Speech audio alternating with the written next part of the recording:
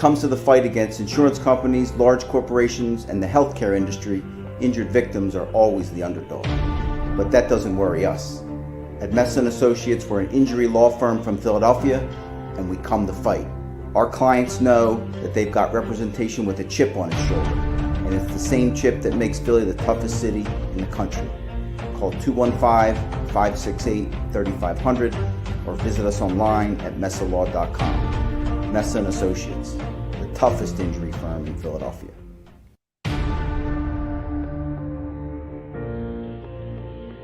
Hi, my name's Joe Messa. I'm a lawyer, and I'm also a big football fan. I'm a 25-year Eagles season ticket holder, and there's a new postgame show in town. Welcome to the live postgame show with Derek Gunn, Mark Farzetta, Devin Caney, John McMullen, and the best right tackle in football, Lane Johnson.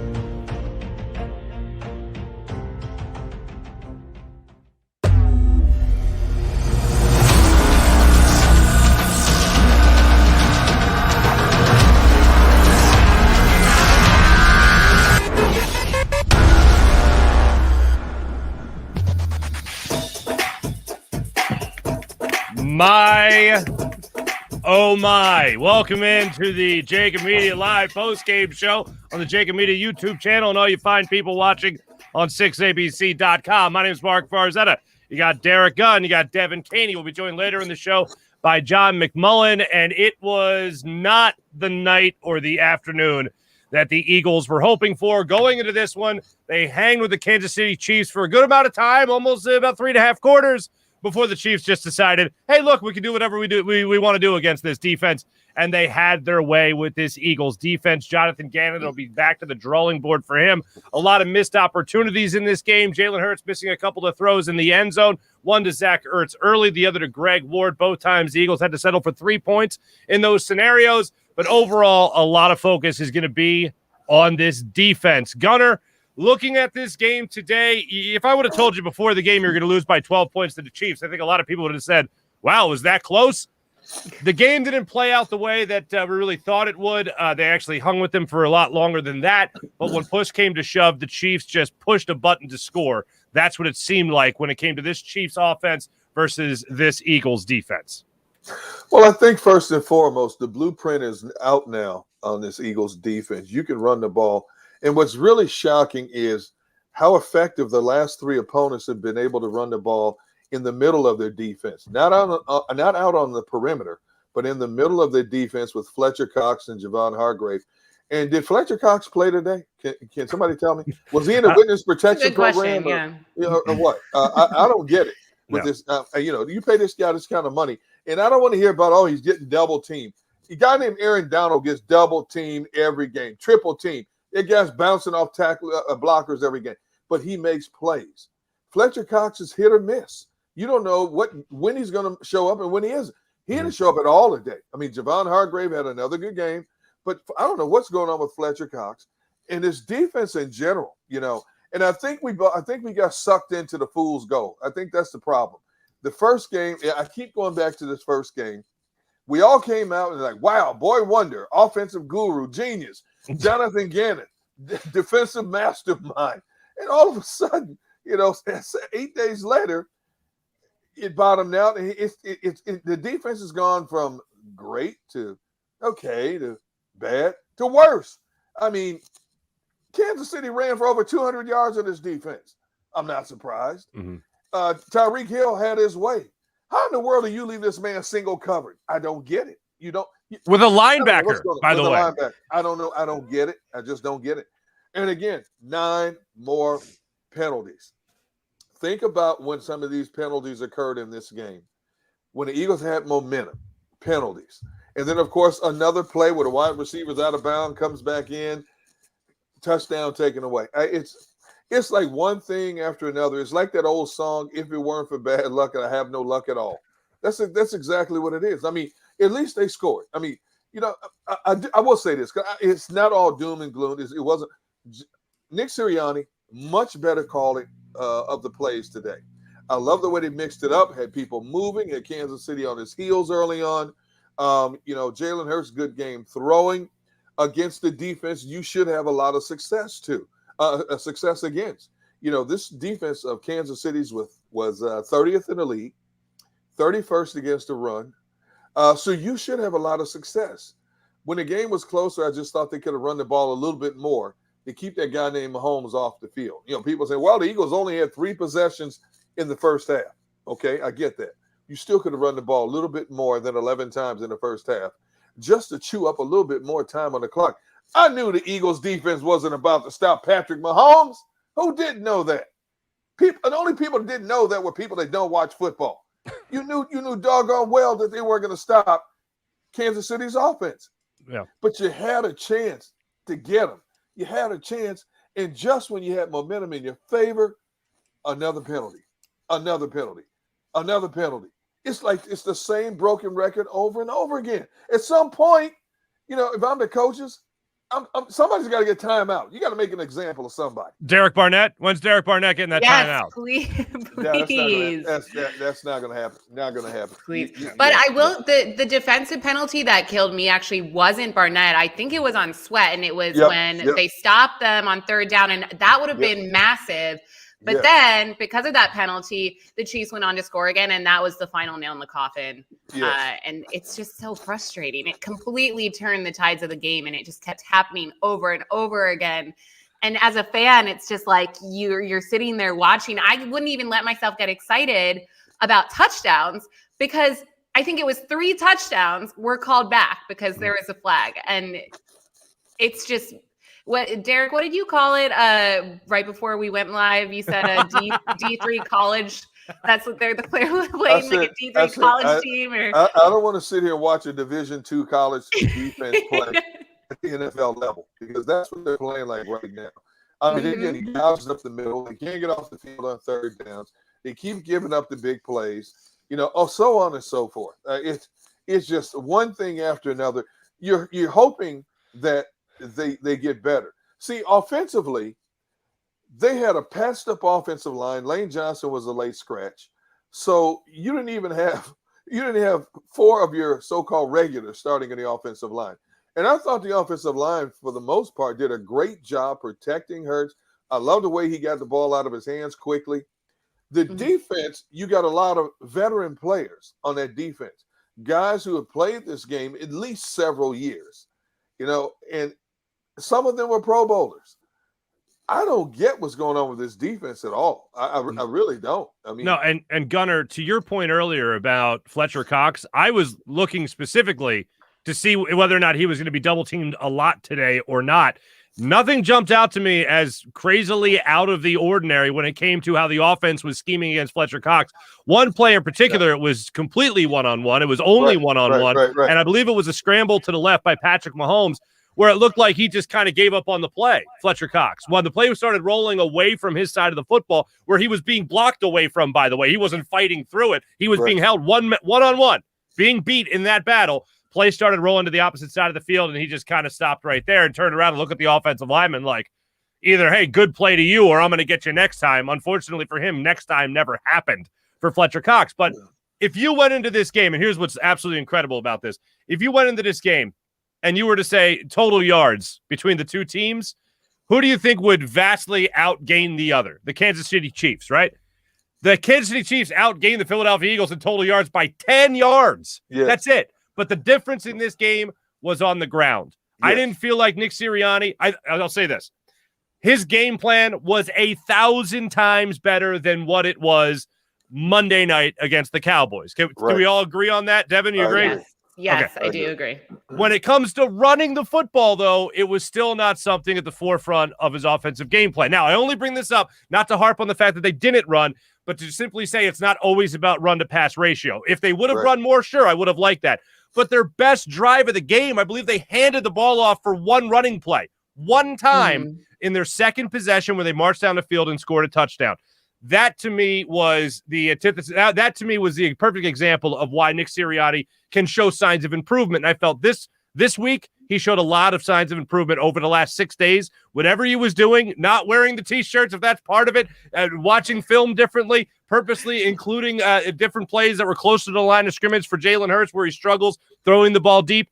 That to me was perfect play calling and execution by this Eagles offense. The only thing that I'll hold against them on that one particular drive, second possession, that's where Andre Dillard had that holding penalty. That's the only one that you go, all right, there. Maybe that's the only one we can have back. Yeah, but how many times was Andre Dillard illegal man downfield? How many times did that? That took another touchdown off the field. That took the Dallas Goddard. Yes. Dallas Goddard almost lost his head on that play. Yeah. He was sacrificing his head off his own shoulders to try to score a touchdown for the Eagles on that play. But Andre Dillard was illegally up the field. It looked like he was making his block, fell down while making it, and ended up past 5 yards past the line of scrimmage. Hey, at one of the plays, I thought he was an eligible receiver or something. He was so far down the field. I'm thinking, okay, so now we got to go back to the drawing board. I mean, I know this is frustrating for Nick Sirianni. Like any coach, he wants to win, feels he can win. But when your team constantly shoots itself in the foot time and time again, and it's not getting any better, first of all, who's delivering the message? And number two, how thoroughly are the players listening to the message? Because there's no significant improvement in certain areas. Vastly improved in the offensive game flow, game calling, plays.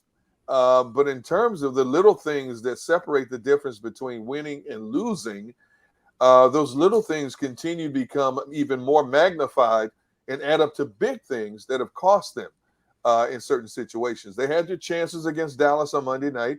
They had their chances in this game. Two formidable opponents in a span of 6 days. And because of the mental miscues, they're on the short end of the straw again. Devin, go ahead, Devin. Go ahead, Devin. Well, that goes back to something that we brought up after the Dallas game, where there's clearly a lack of, I don't want to say discipline, but it is a discipline in a way. And it's kind of who do you blame? Who do you point fingers at in that situation? Because you have a rookie coaching staff, not just head coach. And Jalen Hurts is still only in his second year and first year as QB1. So it's like we need these older players to step up or someone to step up and kind of give guidance. I don't know who to blame at this point, especially for the penalties. When you look at defense, is it Jonathan Gannon's responsibility to get guys like Derek Barnett under control? Like, I'm at a loss at this point. I don't know. I don't know what the solution is. Well, go ahead. Go ahead, Mike. I was just going to say, here's what's bothering me, and Gunnar, I'll throw this to you as well for this question. Right. Here's what's wild. Derek Barnett, they specifically asked Nick Sirianni about Derek Barnett, I believe at Wednesday's press conference. And that's where Nick Sirianni held up the famous now blank piece of paper saying, look, right here on the screen, this is where we like to show people that they messed up, right? And he specifically answered it to Derek Barnett. So then they asked Darius Slay, or Slay as he's known, about that same thing that they'll do during film sessions, saying the player's number will show up down here who made the mistake. Well, Darius Slay had no idea what the reporter was asking him about, because apparently they don't do that on either side of the football, the offense or defense. So that I found to be very interesting. The other part of it was when Nick Sirianni was asking answering the question about Derek Barnett, he said, oh, you know what we do? This is what we do. When we have someone who keeps on making a mistake, we make sure if they keep on having penalties, we say, hey, this is what you're supposed to do. The penalty here is on you, so don't do that. Really? Isn't that what the official does? Like in the course of the game, he calls out whoever the penalty's on. The trick here is to coach up the person so they don't make the same mistake. If you're going to be caught on the sideline saying, oh, it's always him, then guess what? It better be addressed. Now, he did say they try to treat it like a play. Like if you keep on making the mistake, you're not going to be out there. So ultimately, if Derek Barnett keeps making the same mistake, he's not going to be out there. I will say, in fairness, and Devin, I think this is what you were hitting on earlier. Derek Barnett, you don't get the excuse when it happens to you almost every single week when it's always you. But I will say on this particular play, two things. One thing, he was pushed. He was going around the edge. There was a little push from the tackle. So, all right, if we're trying to be 1,000% fair here, there was a push on the play where he was already past his man. He was pushed into the lower portion of Patrick Mahomes. Mm-hmm. The other thing is that it would have set up if the play wasn't called, if the flag wasn't thrown, it would have been 3rd and 1 from the 6, I believe.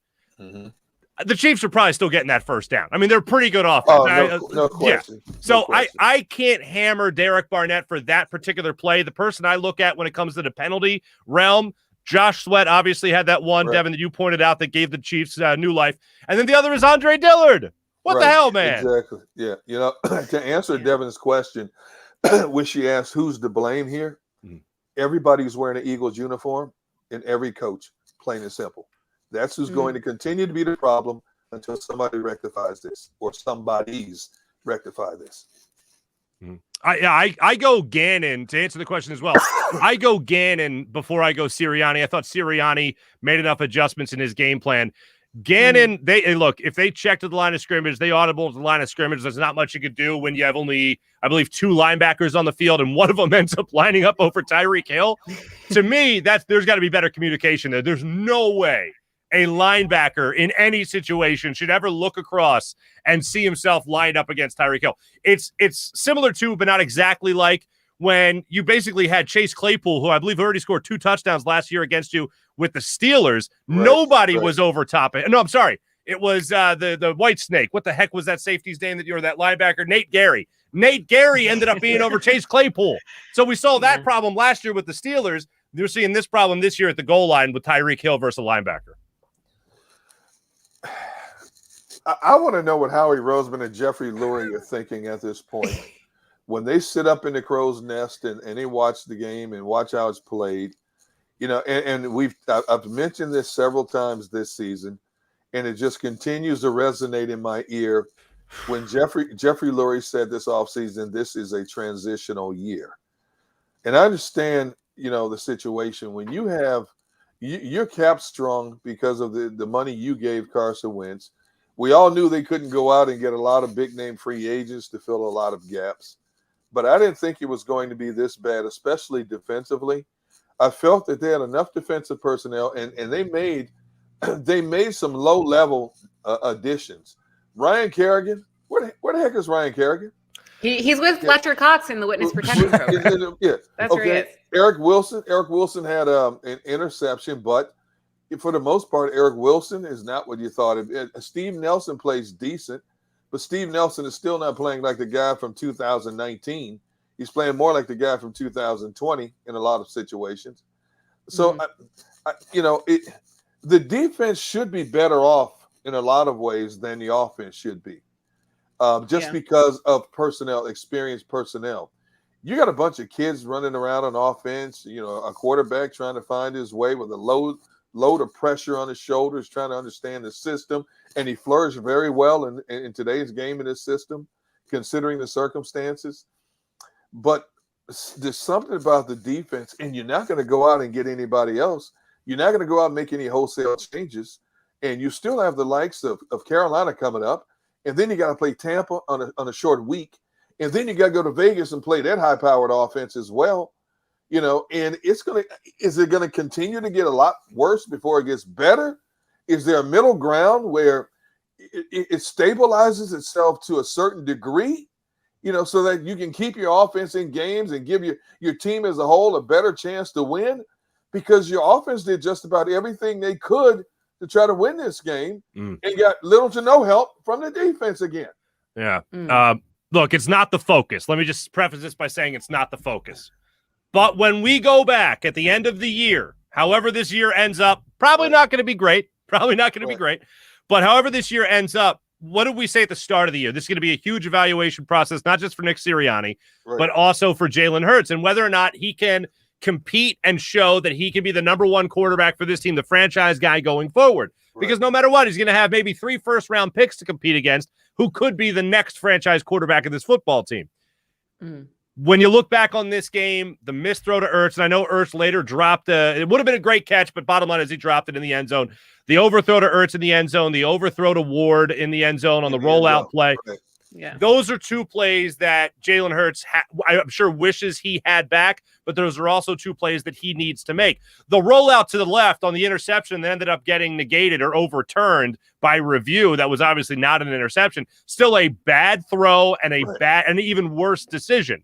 When we're evaluating this season, it's throws like that we'll look back on with Jalen Hurts and said, oh, look, they were in this game against the Kansas City Chiefs. He didn't make that throw. Those were throws that not just could have kept pace with them, but it could have helped put them over the top in a close game against the Chiefs until the fourth quarter rolled around and the Chiefs just said, yeah, we can do whatever we want on this defense because they haven't apparently game planned for how we could basically do anything when it comes to throwing the deep ball or running the ball as well as they were. But that's where, again, you go to the defensive line. Fletcher Cox, Ryan Kerrigan, Josh Sweat. Where are those guys? Javon Hargrave. I know he had another sack today, 5 sacks. It's amazing.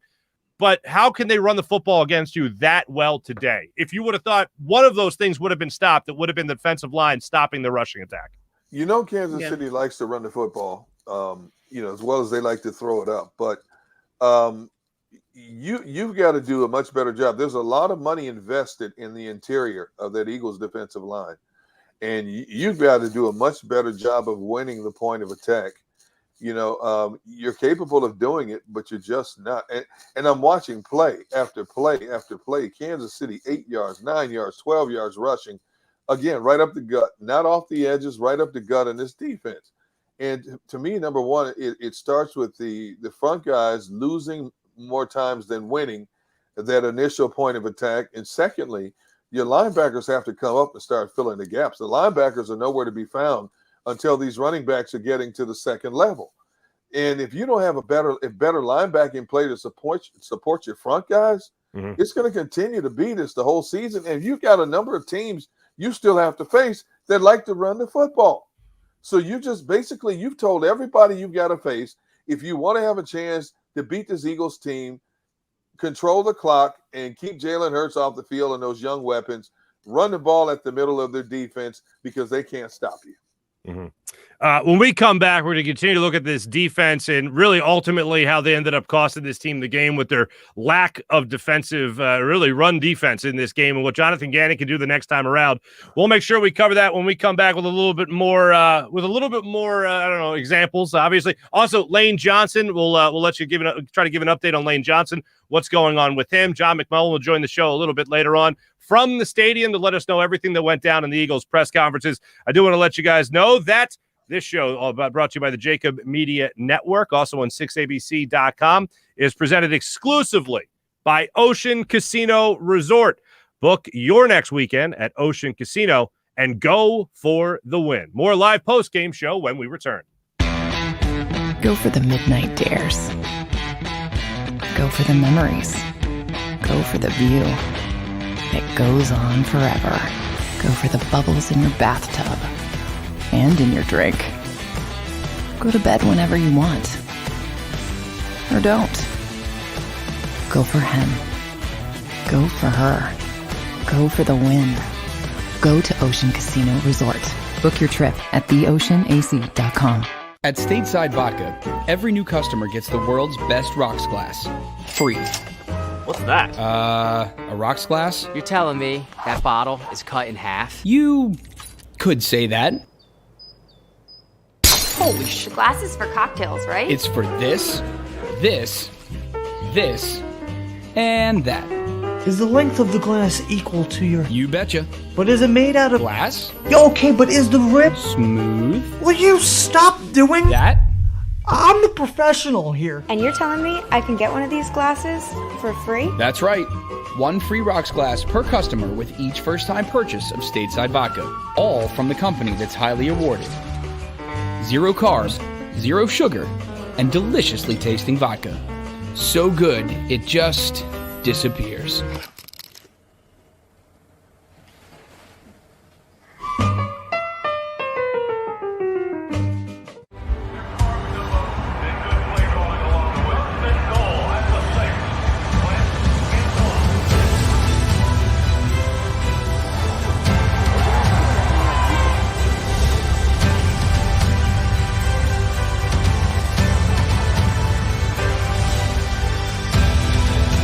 Field of life, First Trust Bank is there for you.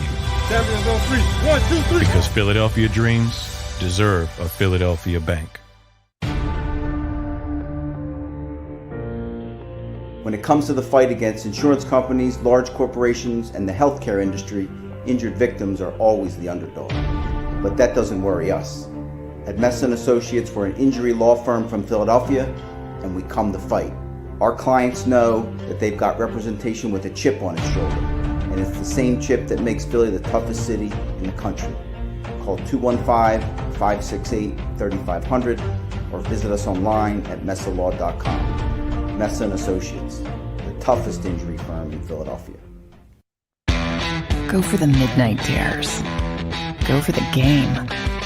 Go for the hits. Go for the fans. Go for the win. Go to Ocean Casino Resort. Book your trip at theoceanac.com. The live postgame show is powered by IBEW Local 98.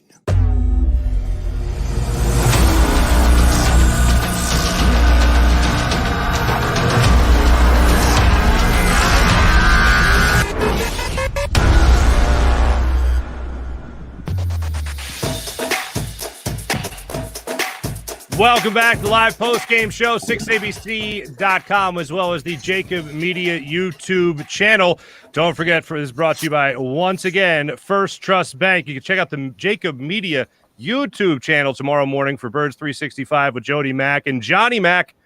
First Trust Bank, the official bank of the Philadelphia Eagles. As we were saying going into break, we were talking about the Eagles' defense. 471 yards they allowed on 63 plays by the Kansas City Chiefs. Eagles offense were able to amass, again, with those 3 backup offensive linemen, which is just insane to me, 461 yards, so only a difference of 10 yards in that category. Defensively speaking, when we look back at this game, as we are doing right now, and as we'll continue to look at it when we watch the film later in the week to help us give a better understanding, when we see what Nick Sirianni has to say about it as well, the star of the show was supposed to be the defensive line. The star of the show was supposed to be a guy that you've mentioned many times already, Derek Gunn. It was supposed to be Fletcher Cox. I still have yet to see someone step up and even come close to filling the void left behind by Brandon Graham. I know Josh Sweat had a sack in the game that was negated because of a penalty downfield, so that's something that Eagles really couldn't do much about, except for maybe not make those same dumb, boneheaded penalties again. But I still have yet to see somebody come in, and especially when you're having so much success against an Eagles team, running the football, especially between the tackles and when they try to bump it outside, I still haven't seen anybody step up and set that edge. The only time I hear a defensive end's name being mentioned is when it's a penalty, when it's Derek Barnett, when I see somebody get beat on the outside. That is a void they're going to be trying to fill, quote unquote, by committee for the rest of the season. And I'll just say this, it's not off to a great start trying to fill in with that committee right now. I went into the Monday night game hoping to see that committee step up. I didn't see it. I look at this game, try to step up and make those big plays against a potent Kansas City offense. Still, again, came up empty. Well, I have a question for you, Derek. I know you know Brandon Graham. What do you think was going through his mind as he watched this game and he watched this defense today? What do you think his message to them is after this? He's screaming. I know he's screaming. I know he's seeing things that we don't see. Players who play the game at this level see a lot of different things that we overlook and just don't see. I guarantee you he's screaming. And I'm sure he's trying his best to help coach up the likes of Josh Sweat and Derek Barnett and help them. But it's just not working right now. See, since the NFL has gone to more of the smaller speed rushers on the outside, you have to give up something in a lot of ways in terms of those speed rushers being able to stand their ground and defend effectively against the run. Those guys are being paid now to get after the quarterback. And in this high-powered passing a league that we've been watching for the last decade or so. So it's very seldom that you have an edge rusher who's a great combination of setting the edge to defend against the run, as well as getting up the field to get after a quarterback. But if you look at the better teams, what they do have is a collection of linebackers who can cover for some of the deficiencies they may have up front. And in this case, everything about this Eagles defense is being exposed. The edge guys are not getting home with enough frequency. The linebackers are not good enough to come up and fill a support. And so now it is what it is. The only thing you can hope for, if this trend continues, the only thing you can hope for is if this defense can generate turnovers. They don't have the luxury of having an offense yet like a Kansas City that can score at will. Now, you look at the 2 games Kansas City lost, it's because the teams they played made necessary stops, just enough necessary stops to get the ball back in their offense's hands. Baltimore offense is a high-powered offense. The Chargers offense is a high-powered offense. And those teams made just enough stops to get the ball back in their hands and do enough damage to get the wins. This Eagles offense is not there yet. Now Baltimore and the Chargers have better defenses than the Eagles, but also they haven't been playing great. They play great in spurts. They've gotten turnovers in spurts. This team barely has 2 turnovers now through 4 games. They barely got their first interception of the season in today's game. They were one of 4 teams going into this game that did not have an interception. Last week, they were one of 2 teams that didn't have any turnovers whatsoever on defense. So the turnovers that Jonathan Gannon talked about all in training camp, that we're all about trying to get turnovers, it hasn't happened for this unit yet. And you don't know when it's going to happen. And right now, you can't rely on this defense to get you much of anything. In a lot of cases, the good offenses playing against an Eagles defense right now is an offense that will hurt itself more so than the Eagles hurting them. Mm-hmm. No, that I'll absolutely agree with. Plus, the Eagles, one of the great things was when they did get that interception over the middle, I was thinking, this might be that moment, because the other thing that really hurt the Kansas City Chiefs against Baltimore and also last week was the fact that they weren't able to move the ball because of those turnovers. Sure, their defense got stops against the Chargers also, but they also turned the football over at a crucial time. I was thinking maybe that interception by Wilson, I believe it was, in the game. When he had that interception, I thought, okay, this might be it. They were only able to convert it for 3 points. Right. But you have such a narrow margin for success when you play an upper echelon team like the Kansas City Chiefs, who are not just upper echelon, obviously. It's not like you can look at the Cowboys. Oh, they're good for being in the NFC East. No. The Chiefs are good for being in the NFL. They're one of the favorites to win the Super Bowl for the last couple of years here, as we know. You don't have a large margin for error against this football team. So when you settle for 3 points as many times as the Eagles did settle for 3 points, that ends up shooting you in the foot because you didn't convert those points for the most amount of points you could have gotten on that possession. You had to make them pay for every single mistake. There was one other thing that we didn't touch. Oh, I'm sorry. I mentioned this before the break. Real quick. Gunnar, do you have any further information about Lane Johnson? Obviously, one of the guys that we did not expect to miss today's game did miss today's game. Supposed to be your starting right tackle again. Did not play due to personal reasons that we found out around the 90-minute meeting, the inactives meeting. Any info in that regard, Gunnar? Now, at this particular time, I put out a lot of feelers and haven't heard anything definitive. And I said earlier today when I was on 97.5's radio show for my pregame show, if Lane Johnson misses a game, it has to be something serious, because this man, I mean, a lot of people don't really know how much pain he played in last year on that bad ankle of his. The pain that he tolerated for a whole season on that ankle, most guys would have gone on the IR, and somehow he pushed his way through the majority of the season. So for him to miss a game for a personal reason, I'm just hoping and praying it's nothing that's been swirling through my mind. I just hope it's something that, okay, it happened at this particular moment and it's over. But I was just shocked. We were all shocked that, you went out there without 4/5 of your starting offensive line. And it's like shades of 2020 all over again when you're bouncing guys in and out, and as I tweeted earlier today, Jack Driscoll was supposed to start at right guard. All of a sudden, he has to move out to right tackle. Nate Herbig has to go to right guard. And Landon Dickerson, who played right guard last week, is shifted over to the left side. That's a lot. When you're talking about building continuity and chemistry, I don't care how much you practice together. Game speed, as we all know, is a lot different. And, and again, I have to give the offensive line kudos, because I thought it was going to be a mess, even against a very porous Kansas City defense. But that offensive line held its own for the most part today. Yeah. The makeshift offensive line was a surprising positive for the most part. I was, I guess, reasonably happy to see that they held their own. Like, I like the pace that they kept up that helped Jalen Hurts out a lot. Yep. So they definitely did what they could, and hopefully Lane is okay and we see him back there. I learned a trick from how offensive linemen time it when it comes to snap to throw. Yeah. And I've learned to track a lot of those throws from our old friend Trey Thomas there, Gunnar. And I thought it was abnormally long that Jalen Hurts had to throw a football. He found Kenny Gainwell in the flat. What I liked about it, first and foremost, other than just the offensive line holding their blocks, because they held it for 3.6 seconds, which was amazing. But through those 3.6 seconds, Hurts surveyed the field, Nothing was available when he went through his progression, so he went to the last option, which was Kenny Gainwell in the flat, and he hit him, I believe, for a 13-yard gain. So, one, good on Hurts for surveying the field. Two, look at the offensive line, that makeshift offensive line, and I'm sure we'll say that phrase over and over again over the next hour and a half. But they held the block for 3.5 seconds, a little over 3.5 seconds, and then Kenny Gainwell came up with a nice gain for the team on that particular play. So there were a couple of positives you could take away from what the offensive line did in this one. I will say this, though. As much as I like Nick Sirianni's game plan going into the game, I mean, how much motion did we see from this offense going out? How many plays towards the line of scrimmage did we see for easy completions for Jalen Hurts, playing well within your quarterback's range? I thought that was great. But overall, when you talk about that run-to-pass ratio, whenever you have a banged-up offensive line, I still think it's very important to make sure that they're just having quick plays.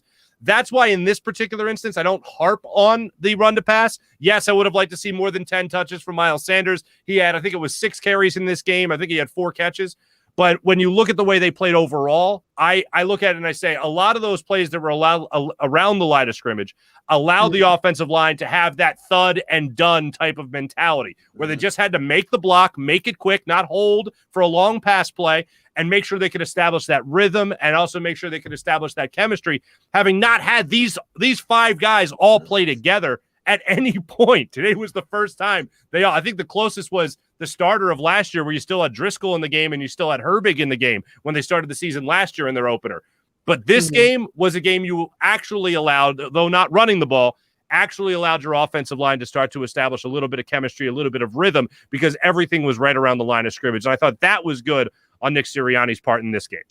You know, something that we haven't really touched on yet, and I don't know if I'm getting ahead of myself here, is our offense in the red zone. Because Mark, I agree with everything you just said. Yeah. I thought Jalen Hurts played well, but when it came down to it, penalties aside, just play calling, not being able to get a touchdown, settling for field goals twice, like who was to blame for that?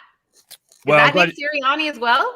Well, I'll say this: if Jalen Hurts hits Zach Ertz in the end zone on that first drive, all is right with the world, but he overthrew it. If Zach Ertz catches that ball later in the game in the end zone, all is right with the world. It's a good play. If Greg Ward's able to reel that pass in from Jalen Hurts, all is right. Like, it looked like the play calling was good. The only gripe I really had was the timeout they had to burn. It made no sense to me. I did make a note of it. I just want to make sure I have this down right here.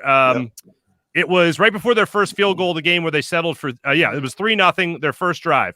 They burned a timeout and took the penalty they didn't take the penalty. They called a timeout before the delay of game, even though they were just kicking a field goal. So there's no difference in 5 yards on a field goal, unless you're talking about a 45 to 50 or 50 to 55, right? That particular play, I don't know if it was on Hurts, if he tried calling the timeout late, or if it was on Sirianni getting the call in to call the timeout. He can call the timeout from the sideline. So I'm assuming Hurts looked up, saw the play clock had already, expired, and then tried to call the timeout, and they ended up giving it to him anyway. So that made no sense to me. That's a breakdown of communication, and that I think you can look at for Hurts, but it looked like Sirianni was a little bit little upset with himself at that play because they did get him on the sideline during that play. Well, you know what? A lot of times in situations like that, it's indecisiveness that causes things like that to happen. And again, I'm going to attribute it to a new nucleus, a young nucleus, feeling their way as they go along and learning from situations. And by learning, it's costing them in a lot of ways. But I'm glad that it's happening now because there's still a lot of football to be played. And you look at some of the things that are happening right now around the league, who knows? I mean, the Giants beat the Saints in New Orleans. Washington rallies to win in Atlanta. So there's no giving. The Jets just beat the Titans in overtime. So there's no giving. If I was a betting man, I'd be a poor man right now betting on these games. So you know what? Learn now while it's still young in the season, because you don't know where you're going to be at the halfway point. Especially in NFC East, because right now Dallas is clearly the favorite. Dallas basically shredded a very good Carolina defense today. So right now we can say Dallas is the cream of the crop in the NFC East. But because you have additional playoff teams now, who's to say and I know people are going to laugh, but who's to say, depending on what happens here and there, the Eagles can't somehow sneak in a back door? Yes, they have a lot of work to do, a lot of cleaning up to do, mental mistakes, a lot of tightening up to do, defensive mistakes. But who's to say they can't be right there competing? A 9-8, an 8-8 record going, 8-8 record, a 7-8 record going into the last couple of weeks of the season could determine a final playoff spot. And who knows? Because as tough as this Eagles schedule is right now, on paper it's going to get easier. I mean, you still got to play the Giants twice. Mm-hmm. You got to play Washington twice, and both of those teams are not offensive and defensive juggernauts. Washington's been a very big disappointment right now. You know, they found a way to win a game today, but they've been a major disappointment. Okay. And, you know, they got Detroit still on the schedule. Not saying they're going to walk over Detroit, but they still have Detroit. So there's some games, the winnable games for this team. And so when you make these mistakes now, hopefully you overcome these things down the road. The big problem right now is, what would the offensive line look like between then and now? Mm-hmm. Is it going to still be a passed-up offensive line, people in and out for the next couple of months? Will it ever solidify itself? Will Brandon Brooks ever come back? Will Lane Johnson going to be here? We know Isaac Seumalo's not coming back. When does Jordan Mailata come back to stabilize some of these things up front? That could be huge for this team down the stretch. Mm-hmm. Yeah, they get any more injuries, I might be playing O-line for the Eagles. But I appreciate your I would pay to see that. I volunteer. I'll do it, okay? There we go. Next one up. I will say this, Lane Johnson, whatever it is, I'm hoping it's something that is not, you know, first off, as a human being, I hope it's not something that lasts a long time. From a football standpoint, if it's a personal issue, usually it's something that's within a week. So hopefully that's all Eagles fans have to concern themselves with right now. Absolutely. Sticking with going back to the red zone for a second, this is where, and I started off the show by talking about a lot of plays where you shot yourselves in the foot. You look at the Andre Dillard play, that was in the red zone. It took off a Dallas Goedert touchdown where he was having his head ripped off. And then the other one was another Dallas Goedert touchdown where you had J.J. Arcega-Whiteside who got called for the pick play they tried to call it in the end zone. Okay. Terrible call, or did J.J. Arcega-Whiteside just make a terrible block? He made a terrible block because you cannot extend your arm on a pick play like this. See, that's the problem. It's those little things, just those little things. And, you know, the funny thing is sometimes those things don't get caught. You know, offensive linemen hold all the time. As long as you keep your hands inside the pads, a lot of times it's not called. But for whatever reason, the Eagles' case, they're always getting called for holding, offsides, illegal man downfield. And J.J. Arcega-Whiteside, who's the best blocking receiver that the Eagles have, you know, he forgot somewhere along the line, you cannot extend your arms when you're running that pick play, and he got caught. He got caught with his hand in a cookie jar, and it cost him again. So a 7 turns out to be a 3.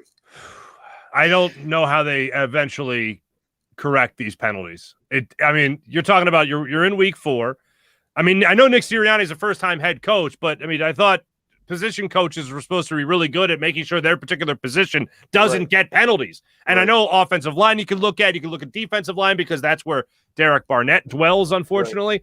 But how do you – if you're a team that's – even if you're a rebuilding team, let's go to this whole thing. They're not rebuilding. What are they, retooling? Is that what the Eagles are doing right now? Mm-hmm. Even if you're that – like, aren't you supposed to be correcting easily avoidable mistakes? Like, even like let's just say for a second you're not going to have a receiver out there get 125 yards every game and a touchdown. They're not going to blow the doors off that way. Your quarterback's not going to throw for 350 yards and 4 touchdowns every week. That's not going to happen. That's not what a retooling team does, or even a rebuilding team, right? This team needs to be correcting those little mistakes so that next year, if they are really building to something, they already have it in their head that they can't continue to make those same mistakes. 4 weeks. We're looking at the same exact stuff. The last 3 weeks, consecutively, the same stuff. Derek Barnett penalties. Andre Dillard, since he's been back in the game, you've been seeing penalties from him. These are all avoidable things. And J.J. Arcega-Whiteside, man, if you're not going to be a threat to catch a ball as a wide receiver, you better do those little things on the football field perfectly. And you didn't see that from him today. Hey, you know what? He had a nice tackle on special teams. Good for him. Other than that, I really didn't see much from him. And, of course, having that penalty where you extend your arms on a play, you didn't have to do it to take another red zone touchdown off the board for this Eagles team. Extremely frustrating. So if you are looking at the disciplinarian, when does that come out of Nick Sirianni? If you are looking for the disciplinarian, when does that come out of Jonathan Gannon? As first-time defensive coordinators and head coaches, This is where they have to earn their stripes, prove they belong, prove they can coach these guys up to do what they need to do, and get rid of those penalties. Sirianni, game plan-wise, kudos to you. The discipline stuff, you got to coach this stuff up, man. You got to coach this up. Oh, I guarantee you, it's gone over time and time again in film sessions and on the practice field. But when you get to a game, it has to come from the players at that point. The players have to be smart enough to know, especially when you've created as many snafus in a short amount of time as this team has, and you're the most penalized team in the league. It should be a lot easier to clean up certain things. And it's like the same type of penalties over and over. So to me, it's a lack of focus at this particular time. I understand you're trying to make a play, you're trying to get the advantage, but mistakes and penalties, they kill you in so many different areas, especially crucial junctures of a game, crucial times of a game in the fourth quarter. So it has to be the onus has to be on the players, more so than the coaching staff in terms of, okay, where's my head mentally? It's not like I'm playing this game for the first time. I know what I'm supposed to do and what not to do. And so for some reason, these players, not just a player, but these players continue to make the same boneheaded mistakes over and over again. I'm going to be interested to see tomorrow morning when the snap count comes out, what percentage of plays Derek Barnett actually did play in this game. See if it affected him at all from Monday to Sunday. And then obviously I'm going to look forward next week to see what that snap count is again. Because if you continue to see the penalties, when are you going to see that guy not in the game? Because that's one thing I really want to hold Nick Sirianni to. The one thing he said that made sense was if the penalties continue, they won't play. Just like if you continue to drop a football, you won't play. Just like if you continue to throw a bad ball, you won't play. Not saying that Hurts is in danger of being benched. Not saying that at all. But if you continue to make the same mistake, you won't play. So I'll see if Nick Sirianni continues. I don't know. We'll see if we can hold him accountable for that, what he said during the press conference earlier in the week about penalties with this team. We'll focus on that a little bit later in the show as well. Also, when we come back, we got to hit a break here. When we come back, there is one stat that I saw from one Eagles beat writer that is just horrifying. And it's not the way, I'm sure. I'm scared. It's not the way Jonathan Gannon, I think, wanted to start off things as a defensive coordinator. We'll get that to you when we come back. Do want to tell you, though, that our show is exclusively presented by Ocean Casino Resort. Book your next weekend at Ocean Casino and go for the win. More live post-game show when we return. Go for the midnight dares. Go for the game. Go for the hits. Go for the fans. Go for the win. Go to Ocean Casino Resort. Book your trip at theoceanac.com.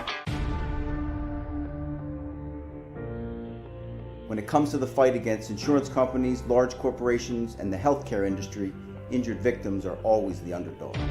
But that doesn't worry us. At Messa & Associates, we're an injury law firm from Philadelphia, and we come to fight. Our clients know that they've got representation with a chip on its shoulder, and it's the same chip that makes Philly the toughest city in the country. Call 215-568-3500 or visit us online at messalaw.com. Messa & Associates, the toughest injury firm in Philadelphia. Go for the midnight dares. Go for the memories. Go for the view that goes on forever. Go for the bubbles in your bathtub and in your drink. Go to bed whenever you want. Or don't. Go for him. Go for her. Go for the win. Go to Ocean Casino Resort. Book your trip at theoceanac.com.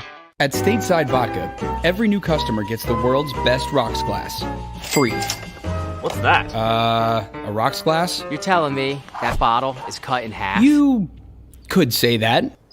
Holy shit. And you're telling me I can get one of these glasses for free? That's right. One free rocks glass per customer with each first-time purchase of Stateside Vodka. So good, it just disappears.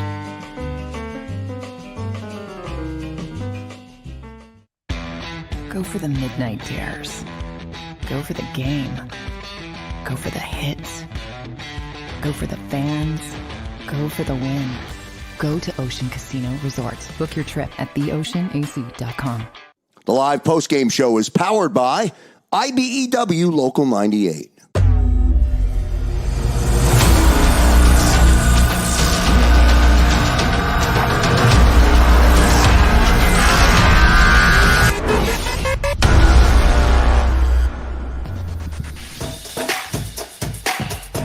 Welcome back to live post-game show. John McMullen will be joining us coming up in a little bit from the link. We are fueled by Stateside Vodka. See the scroll below. Use the code JAKIB, that's JAKIB, for 15% off a 1-liter bottle. Go to statesidevodka.com. We had recommended some of that after Monday night's loss, if you guys are still up for that one.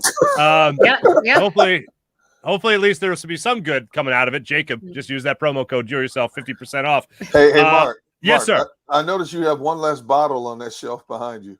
Oh, yeah. I'm just saying. You noticed that, did you? Yeah. Guess what? Joke's on you. 3 of them are filled with water at this point. But it was not exactly the game that you wanted to see from the Philadelphia Eagles. So back-to-back, listen to this. This is from Jeff McClain of Inquirer.com. The last time the Eagles allowed 40 or more points in back-to-back losses was, Gunner, you were there, 55 years ago. That's what happened. So Jonathan Gannon not off to the best possible start. Now, I wasn't expecting a lot from Jonathan Gannon, but I was expecting a little bit more aggression from this defense. One thing I never yelled at the top of my lungs about when it came to Jim Schwartz was, all right, I get that you're supposed to have this defensive line. Even when you had Malik Jackson, Javon Hargrave, and Fletcher Cox playing together with Brandon Graham, right? With all those guys together, and even Chris Long. Sure, you don't have to blitz all the time to get a lot of pressure on the quarterback because your defensive line is supposed to be that good. Right. Your defensive line is still pretty damn good. So I don't have to yell and scream about the blitz. But there was 1 or 2 occasions you saw the blitz get to Patrick Mahomes. I'm talking about a corner or a safety blitz or even a linebacker where they got to Patrick Mahomes, maybe a quarter of a step away from getting a sack. Unfortunate for them, Patrick Mahomes is really good. Sidestep, throw the ball downfield, sidestep, 10-yard gains, sidestep, scrambles for a few yards. At what point is your defensive line going to show that they are good enough, at least in the middle of this defensive line, where you see so many rushing yards being gained by a guy like Edwards-Helaire, for instance? Where are you going to see a guy like Williams get stopped in a goal line situation? When are you going to see that defensive line really start to step up and earn their keep? Not just in pass defense, but also in the run game as well. When are you going to see them take that next step? Because, Gunner, as you said earlier, I didn't really see this defensive line really look like anything worth bragging about, especially in the first half of football in this game. No, I think that's the most shocking thing about this Eagles defense is their defensive front has not lived up to its expectation in any way, shape, or form, except for the first game of the season when they just manhandled the Atlanta Falcons. And at this point, I don't know what else you can do. You're not going to sit Fletcher Cox. You're not going to sit Javon Hargrave. You don't have much depth on the edges. So what you have is what you have to play with. I don't see them going. They're not going to go out and make some big trade because they don't have. To me, they don't have enough trade capital to go out and try to get a big defensive player. I mean, if I'm a GM from another team, who on this Eagles defense do I want right now? Nobody. I don't know anyone. I honestly don't know anybody. Even if I'm trying to free up cap space, if I'm a GM and I know I'm not going to be able to sign a certain guy next year because I've got to focus in other areas to sign certain players that we need maybe a little bit more. If I want to unload a certain defensive presence, especially if it's a good player, then I want to get back and return something that's not going to hurt me in cap space down the road. Yeah. Right now, who do I want on this Eagles team? Javon Hargrave? 5 sacks is pretty sexy. Yeah, he's 5 sacks looks sexy. Yeah. He's literally the only one. Yeah, the only one, to be honest. Yeah. Fletcher Cox cap number is too high. I'm not taking him. He hasn't done much of anything this year. Right. Outside of that, Darius Slade, Steve Nelson, decent cornerbacks are a dime a dozen in the National Football League now. So they're not that appealing. I sure don't want the linebackers. That's the last area I'm looking for is their linebackers. So, it is what it is. There's nothing you can do about it right now. I've been watching this chat here, and When we were talking about Fletcher Cox before, a few people brought up that it seems like some of our players are mentally checked out, where it's more of a mental thing and they're not playing, with heart. They're playing for a paycheck. Do you get that sense from Fletcher Cox at all? No, now what I know about Fletcher is he plays with a lot of pride. A lot of people say he plays for money. Of course, they say that about athletes in general, but no. Fletcher Cox has a love for the game. For whatever reason, it's not clicking for him right now. I don't think in any way, shape, or form. If I was a betting man, I would not think in any way, shape, or form that Fletcher Cox is mentally checked out right now. I think Fletcher is as frustrated as anybody can be, especially when you've been in the league as long as he's been in the league and has had a good measure of success and knows what it's like to be a part of a winning entity and knows what it takes to be a part of a winning entity. And that was, just think, it was 4 years ago. He was part of a championship team, and now here it is 4 years later, he's 4 years older in his career. And now he's part of basically a rebuilding, a retooling process. And that's rough for a player to go through a lot of times when he wants to go out and compete at his highest level and he's giving his all. And even if you don't see the results individually, he's out there giving his all. And all of a sudden you come away on the short end of the straw, not 1, not 2, but 3 weeks. And it just seems like it's going to keep continuing until further notice. Yeah, I always think it's really difficult to read a player's body language because they're literally going through a battle on the football field, right?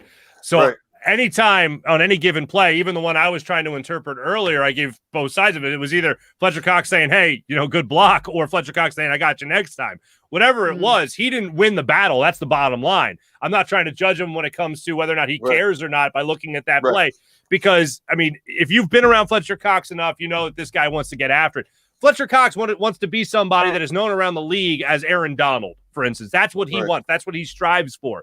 Yes, he does get double-teamed a lot. I didn't happen to see in this particular game a lot of double teams thrown at Fletcher Cox. Now, we'll see when we get a chance to watch the full game film and all that stuff, whether or not he really was, but it didn't look like it to me. I thought he had many more opportunities to be a difference maker in this game. When you look at the defensive line, you need somebody to step up. Now, I know Brandon Graham doesn't play his position, but you need somebody to step up and take that onus, take the next step, because you're still missing one of your better players on that defensive line. Javon Hargrave, from jump this season, for all 4 weeks, has come up and shown you that he is ready to play and ready to go. Comes to the run game here, neither one of your marquee defensive tackles were stepping up and making plays. Neither one of them were doing it. And that's where, especially in that fourth quarter, where you knew the Chiefs kind of had the game, where you knew by watching them and the way they were calling the game, they knew they had the win in the back pocket. Where's the person to step up and make that big play? Where's the person to step up? I know they already forced 1 turnover, which is a lot for them, but where's the person to step up and make that hit on Edwards-Helaire where he fumbles it like he did against the Ravens? Where's the guy to step up and force another interception from Patrick Mahomes like he had against I almost called him San Diego again, the LA Chargers? Where's the guy to step up and make that play again? That's where Fletcher Cox has to step up and make that play. Even Javon Hargrave, as great as he's been, I'm talking about expectations, he's really, him or Fletcher Cox are the only 2 guys I'm really expecting to be able to step up and make a play. Now, you know what? Darius Slay, as much as I love him, quarterbacks look his way and they just go, nope. So he's not going to get the opportunity to force a turnover in that regard. But when you look at the middle of this defensive line, I think that's where the heart and soul of your offense's success or detriment is going to be, or failure is going to be. And I didn't see it, especially for Fletcher Cox today. And I saw the one really good play by Javon Hargrave that he was able to get the sack. Other than that, it was running at will up the middle by the Kansas City Chiefs offense.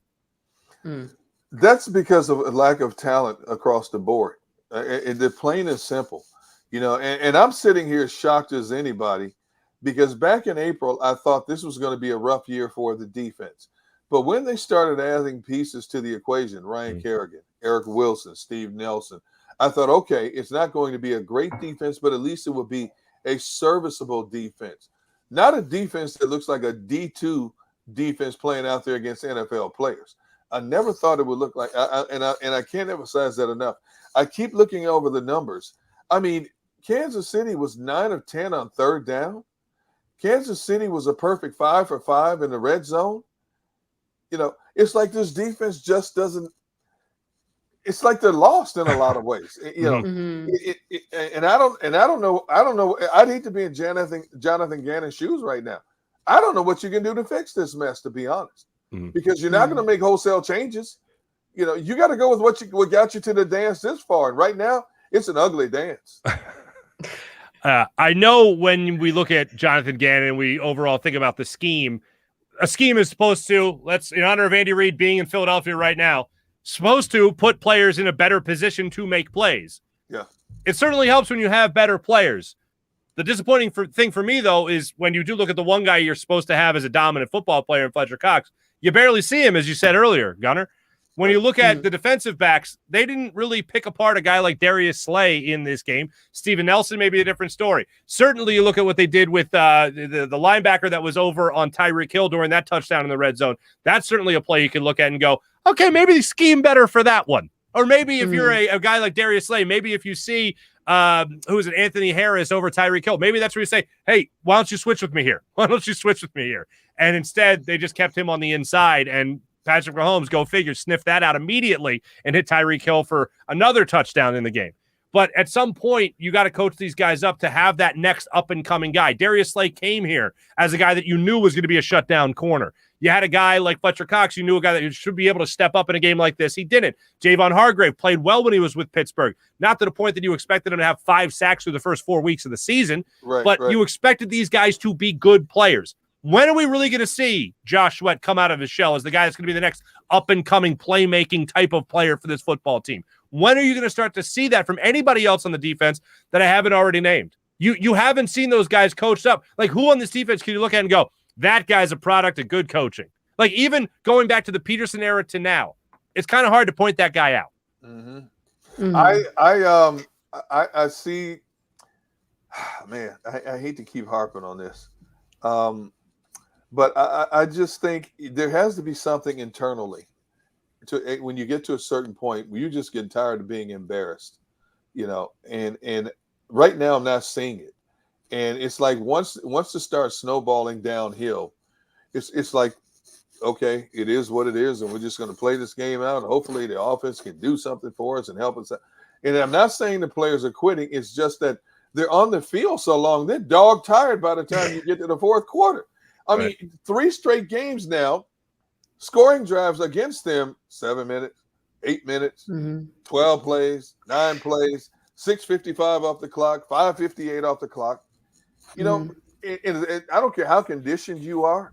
Players get dog tired after a while, man. When you get pushed back like that and you're still on the field and you're not allowed to catch your breath, dude, it has an adverse effect on you by the time you hit that fourth quarter.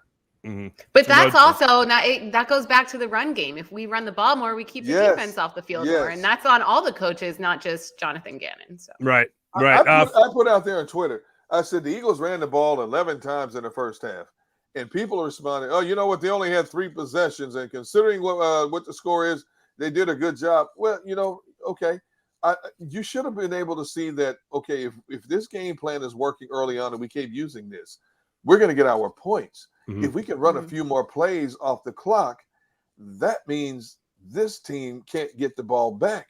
If we put 7s in the end zone instead of 3s between the uprights, it's a different ball game. You know, but they didn't do that. You know, and see, it caught when you're playing high-power team like Kansas City, you got to match them point for point. Let's face it. You know, you can't exchange 7 for 3s. It doesn't work. The math doesn't add up in your favor against Kansas City when it comes to that, no matter how porous their defense is.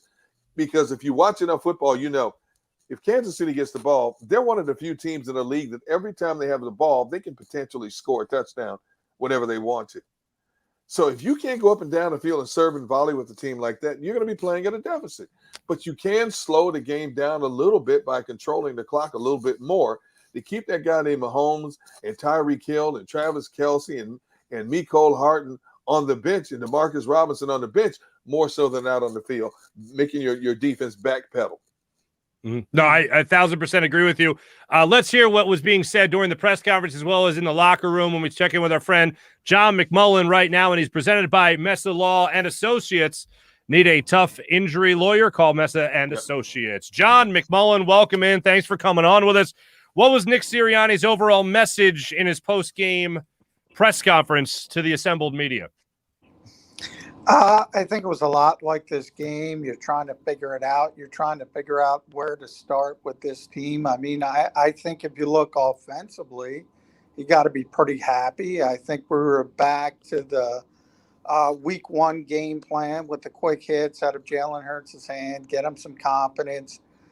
They moved the football. I think, well over 400 total yards, 461. Mm-hmm. So, I mean, you can't ask for much more from the offensive side. And then you start talking about the defense. Obviously, 6 touchdowns. And, Patrick Mahomes kneeled at the end of the game. So you can't count that. So 6 out of 7 touchdowns for the Kansas City Chiefs. And the one time was obviously they had the good pass rush, ended up in the interception. Every time they touched the football, they scored, basically. And obviously, that's not good enough. Now, Kansas City's the most explosive offensive team. We understand that. But that doesn't mean you can have a performance like you had today where you have nothing. I mean, even in arena football, when they used to play that, do they still play that? You Not have so a much. Stop occasionally. This defense has some major issues. And I think it starts with the linebackers because they can't stop the run. Look, this is not Dallas. We talked about Dallas. Dallas has they're a different type of team. Dallas has running backs that can go downhill. The offensive line, they want to run the football. Kansas City doesn't even want to run the football. They don't want to run it. And they pile up 200 yards by mistake because it's so easy to run the football against the Philadelphia Eagles.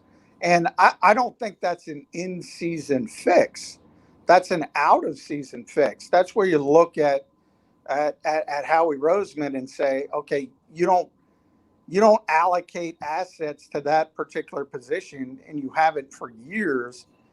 And now you're reaping what you kind of sowed as an organization when you're trying to trot out Alex Singleton is your best linebacker and Eric Wilson as some kind of run stuffer. It's just not going to work. Hey, John, what did defensive players say? If you guys had a chance to talk to the defensive players, what did defensive players say about this performance today?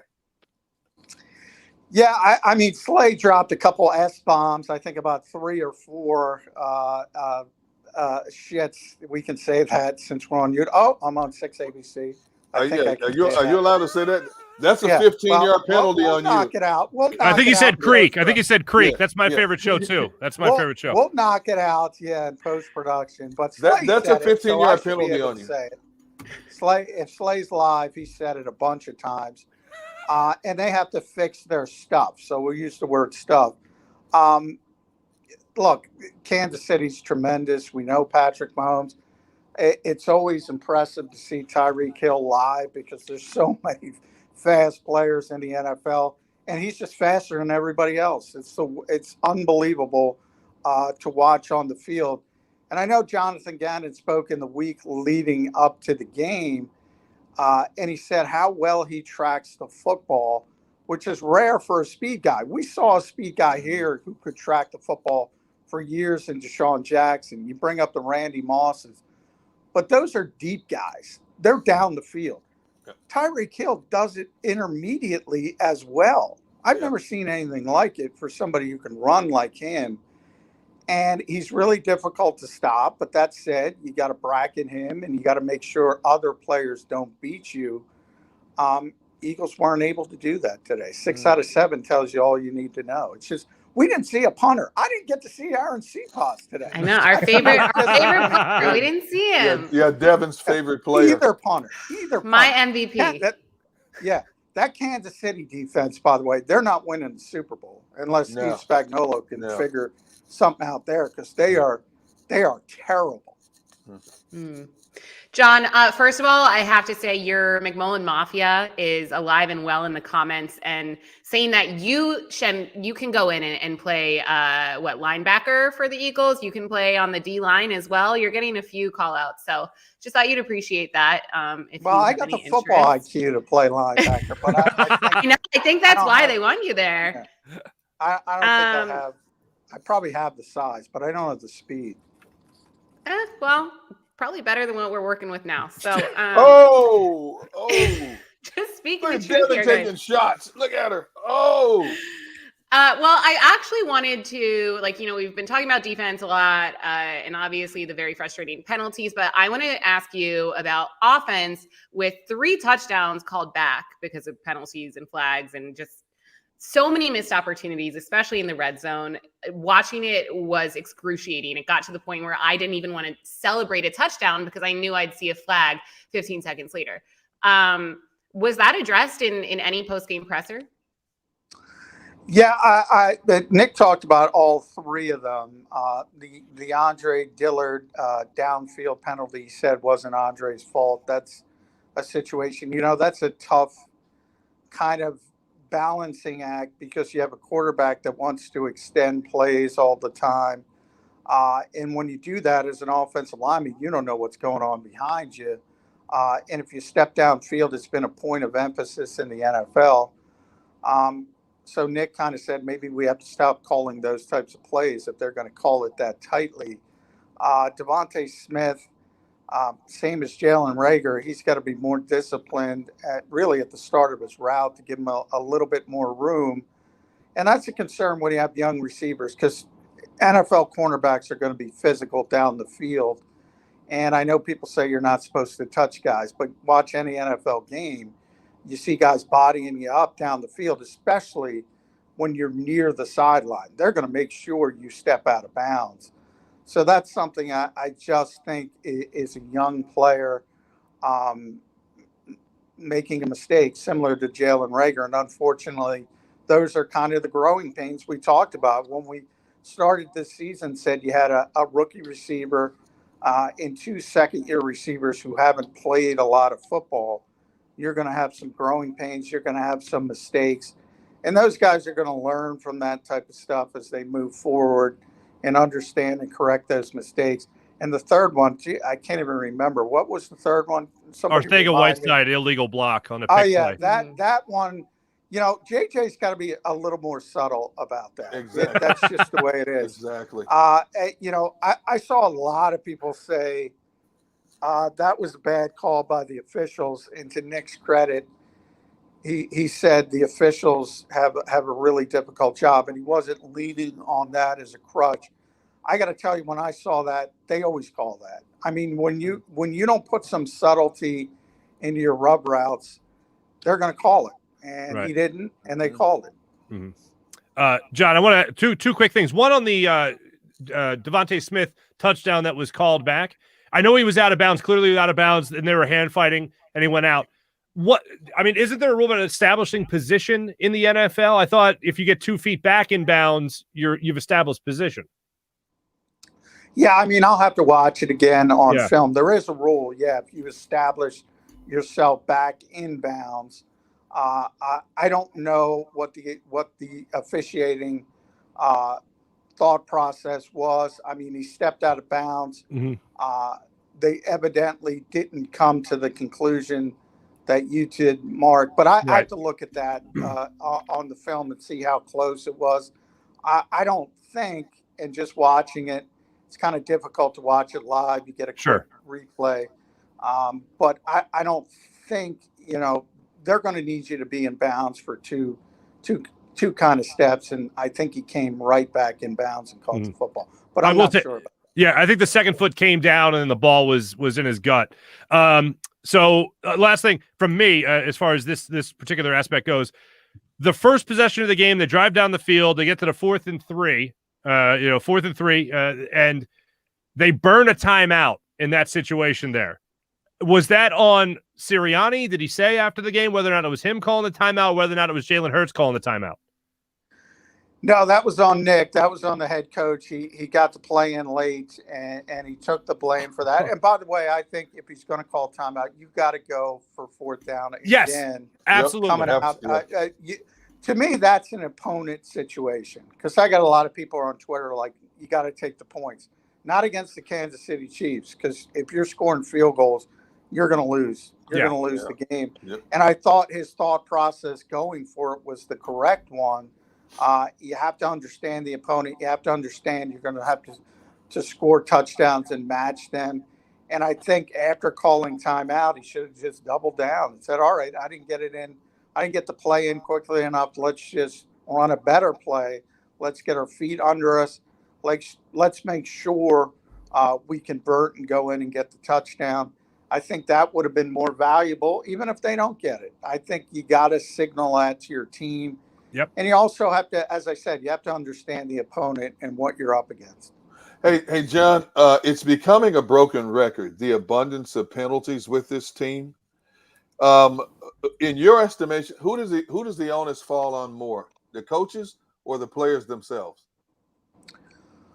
I think, when you talk about things like pre-snap penalties, I think that's a player issue. If you see Josh Sweat jump off sides, I mean, what can you do? Hey, don't jump off sides. Look at the football. You're right there on the defensive line. Obviously, we know they're trying to get as quick a jump as to get on the pass rush as possible.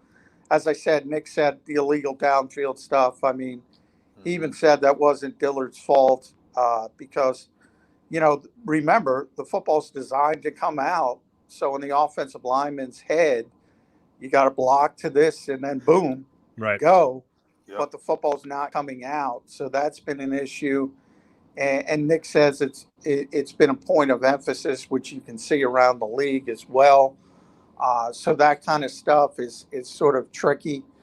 The personal fouls, I know everybody's going to get on Derek Barnett. That was a reputation penalty. I mean, that was a reputation penalty as far as you're hitting a superstar quarterback and you're a guy known for personal fouls.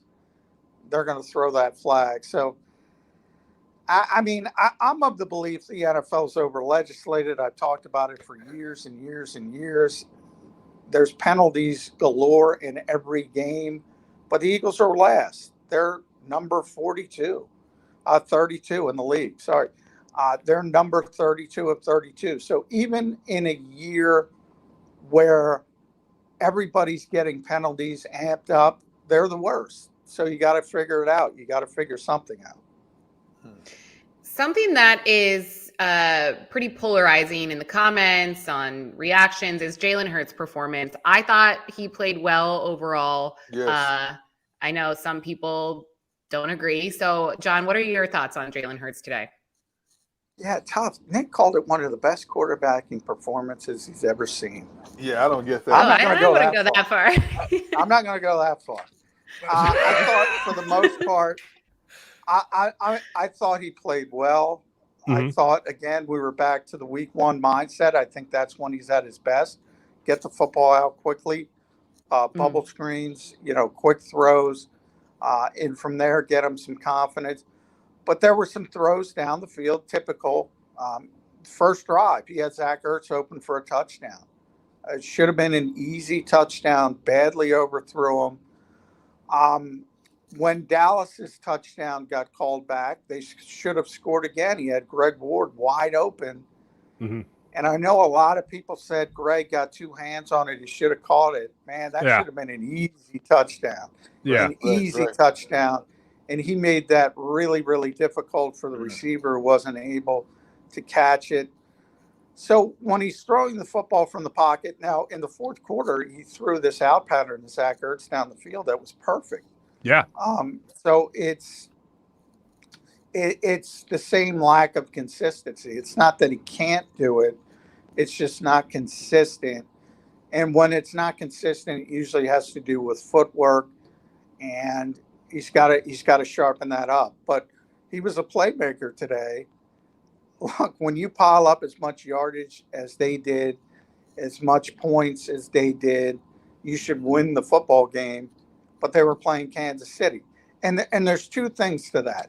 Okay, Kansas City's offense we know is spectacular, but their defense is really, really bad. So how much was that added effectiveness of the Eagles' offense due to the fact that that group is really, really poor, and on top of it, they didn't have Frank Clark and 2 cornerbacks. So it's probably a little bit of both, but I think overall, certainly, I think this was the best game that Jalen Hurts played this season.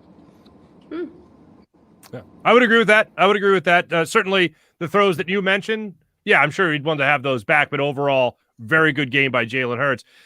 Defensively speaking, we're talking a lot about the linebackers. We asked you about the defensive side of the ball earlier. I want to ask you this, though. When it comes to filling in for Brandon Graham, when will we see that guy step up? I know it's supposed to be a committee here, John, but when will we see that guy or those guys step up to be the guy that sets the edge or be the guy to get the sack or the tackle for loss when we really need it? Maybe somebody other than Javon Hargrave, who is not a defensive end, a defensive tackle. Who and when will we see step up? Well, nobody's going to step up because I think people are recognizing not this season. Are recognizing how good Brandon was. You know, Brandon is probably one of the most underappreciated players. I've talked about it for years, probably in Philadelphia history, because of the way his career started. You remember he was labeled a bust really early in his career, and all of a sudden he starts to get it. He was a late bloomer, and he turns into one of the best edge defenders in football, but he doesn't have a lot of sacks. And when people talk about defensive ends or edge rushers, they always want to see 15 sacks. And Brandon's, I think, as high as 9.5. So they always look at him and says, well, he's not a great player. He's a good player. No, he is a great player. And he's really a good player when it comes to setting the edge and the running game. And that is so valuable. Even when you're talking about running the football up, people say, well, if you're running it up the middle, what does the defensive end have to do with that? Well, a lot, because if you set the edge and all of a sudden you can crash inside and help everybody else, it makes it far more difficult for the offense. The Eagles don't have that right now. The hope is that Josh Sweat turns into a difference maker, but more as a pass rusher than a run defender. They just don't have that player to set the edge in the running game without Brandon Graham. Right. Last thing for me anyway, John, any further news on Lane Johnson? Anybody saying anything about what's going on with Lane? The Eagles would not go into that. Nick said we're not going to talk about that right now. I can tell you that, and I think Derek is the one that reported this, the original plan was to start Jack Driscoll at right guard, move Landon Dickerson to left guard. Right. That made sense because Isaac Seumalo's out for the year. Landon's the guy they want to get the reps in every single game. So you might as well put him at left guard, keep him there for the rest of the year. And then when Brandon Brooks comes back. And then they found out a couple hours before the game they wouldn't have Lane. And all of a sudden they have to go to plan C. And plan C was playing Jack Driscoll, who was supposed to play right guard, back out at right tackle. They put Nate Herbig at right guard.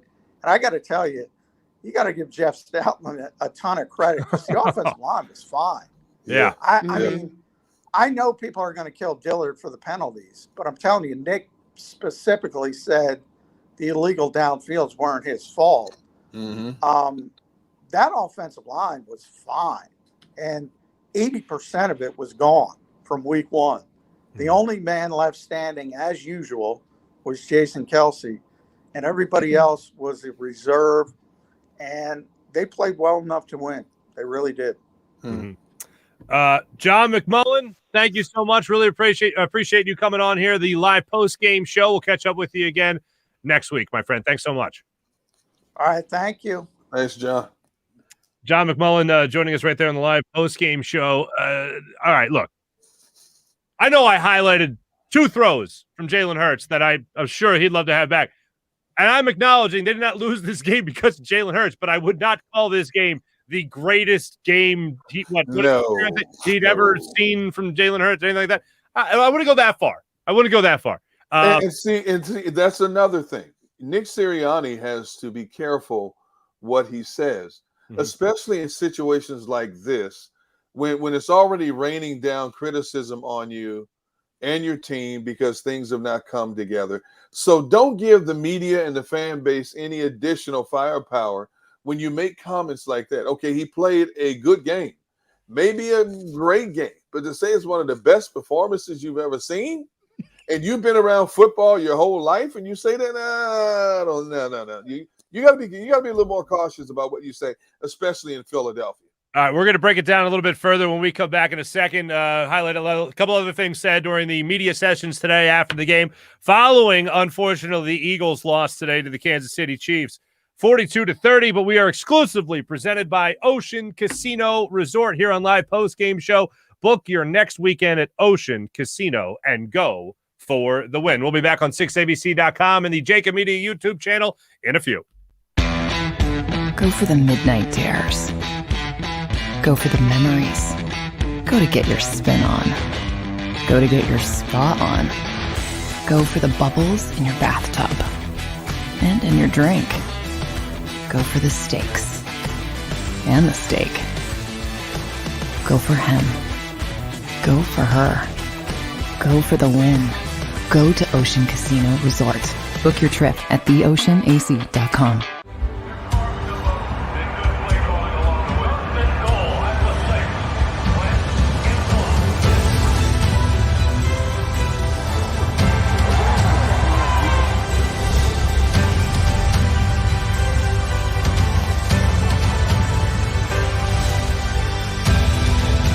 Field of life, First Trust Bank is there for you.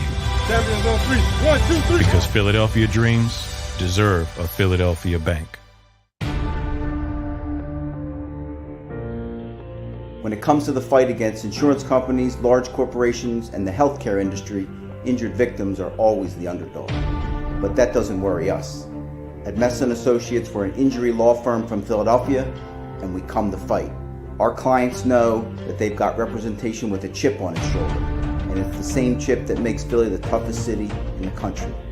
Call 215-568-3500 or visit us online at messalaw.com. Messon Associates, the toughest injury firm in Philadelphia. At Stateside Vodka, every new customer gets the world's best rocks glass, free. What's that? A rocks glass? You're telling me that bottle is cut in half? You could say that. Holy shit. And you're telling me I can get one of these glasses for free? That's right. One free rocks glass per customer with each first-time purchase of Stateside Vodka. So good, it just disappears.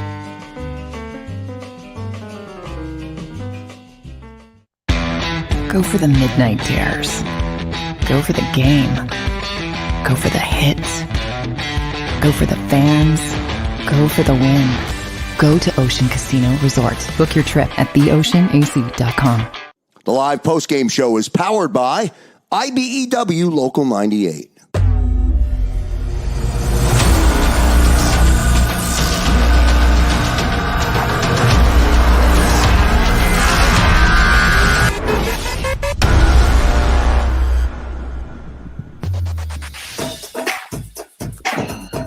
Welcome back.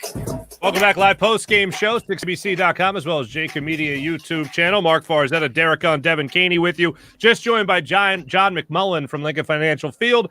We are exclusively presented by Ocean Casino Resort. Book your next weekend at Ocean Casino. Go for the win with Ocean Casino. Let's react to a couple of things from John McMullen. But first off, we're going to have a little conflicting reports. How about that? These are always fun. Somebody says one thing, somebody says something else, and they're not the same thing. Gunnar, you love these, don't you? Oh, I love them. Yeah. Especially when I'm not involved. Oh, yeah, you're not. Don't worry. It's nobody saying anything against what you've said. But getting this again from Eagles beat writer Jeff McClain of Inquirer.com. The timeout that was called in the first possession in the red zone. Jalen Hurts called the timeout on the fourth down play on the Eagles' first drive to avoid a delay of game. Nick Sirianni. Now, Jalen Hurts said he called timeout to avoid delay of game. John McMullen just told us, and according to Nick Sirianni said he got the play in late. Now, Hurts said there was an assumed delay, which probably explains why Sirianni kicked the field goal. Right. But still, bottom line is, once you know you're kicking the field goal after the delay of the game, once you were awarded the timeout and not the delay of game, why are you kicking the field goal in that situation anyway? Growing pains. Oh. Growing pains. And let's face it, it comes with time. It comes with time. And, I'm looking at a lot of social media comments, and people are screaming the sky is falling, with this team. What did you expect from this team going into this season? Yeah. All off season from March, April, May, June, July. The consensus was, we know it's going to be a rough year. We know it's a growing team. We know we don't have this and we don't have that. But now that the season's here, oh my goodness, I can't believe how bad it is. Okay, it is bad in some regards. But did you honestly think it was going to be a lot better than what we're seeing right now? If you're being realistic about this, did you honestly think, did we all bite for the fool's gold? Is that the case? That they fooled us in that first game against Atlanta, and we thought it's a whole lot better than what it really is. Because I'll admit, after that first game, I'm thinking, wow, maybe I was wrong about this team. After even the second game, after San Francisco. You know what? This team can stand up and slug with the big boys. Okay. But after that third game against Dallas, I'm like, you know what? You fooled me once, but you're not going to get me twice. Mm-hmm. So now with me, it's a wait and see issue. So, people, you got to open your eyes and be realistic about this. It is what it is with this team. They're going to steal a game here and there that maybe they shouldn't win. But for the most part, sit back, take your medicine, and endure it.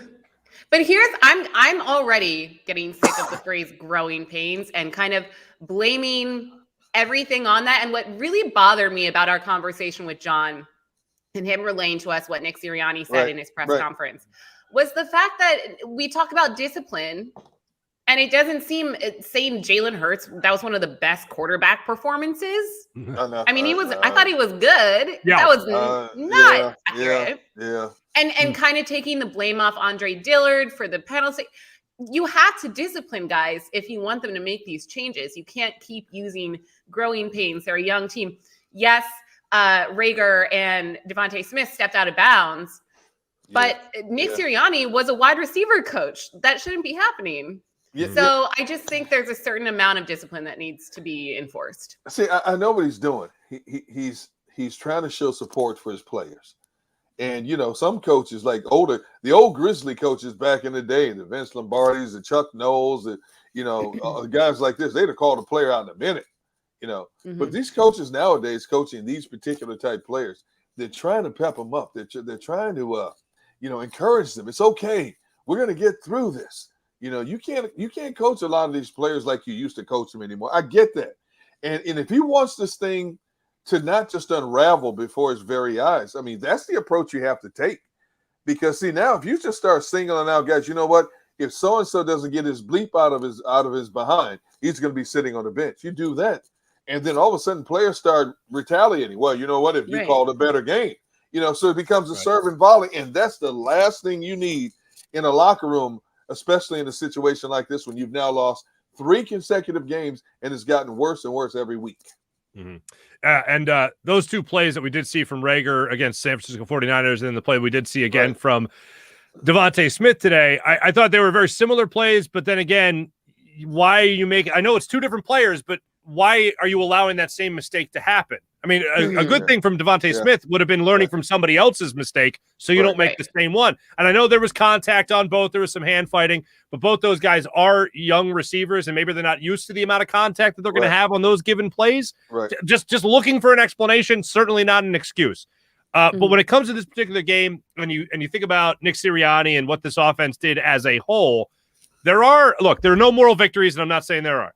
But there are some things that you did as an offense in this game that you can certainly take, and I hope you apply next week against the Carolina Panthers. Right. Let's look at one of them. Motion. How novel an idea. Actually move a wide receiver or running back pre-snap to see what the defense is going to give you, or also keep them guessing as to where Kenny Gainwell is going to be. I loved how much you saw Kenny Gainwell get the ball in this particular game, especially in the passing game. I love seeing Miles Sanders actually catch the ball, not just catch the ball, but get an opportunity to catch the ball out of the backfield. Jalen Reagor, bubble screens. Quez Watkins, bubble screens. Yes. You also saw the tight ends get involved. Yes. I thought they were finally going to get rewarded for using their tight ends in a game, and they ended up getting touchdowns called back. Or Zach Ertz had the drop, or the play that we talked about earlier, first possession, that you had Hurts overthrow Ertz in the end zone. There were so many times you tried to get your tight ends involved, all plays around the line of scrimmage, even the one downfield to Zach Ertz later in the game. You got your tight ends involved. You take motion, you take away those quick passes out of the backfield, you take tight end usage, the way they used it in this particular game, and you apply that against the Panthers, you can win that game against a very, very good defense. Yes, but that's how this, my overall point is, that's where I think the offense is at its best. And I know people love to harp on run-to-pass ratio. Last week, certainly. This week, the short plays around the line of scrimmage were working. Maybe you can make more of an argument when you're talking about red zone efficiency and actually scoring touchdowns, not just field goals in the red zone by running the football more. But overall, throughout this game, I felt the game plan with run versus pass was well executed by this offense. And those are things I want to see them not just taking the next week, but the rest of the season.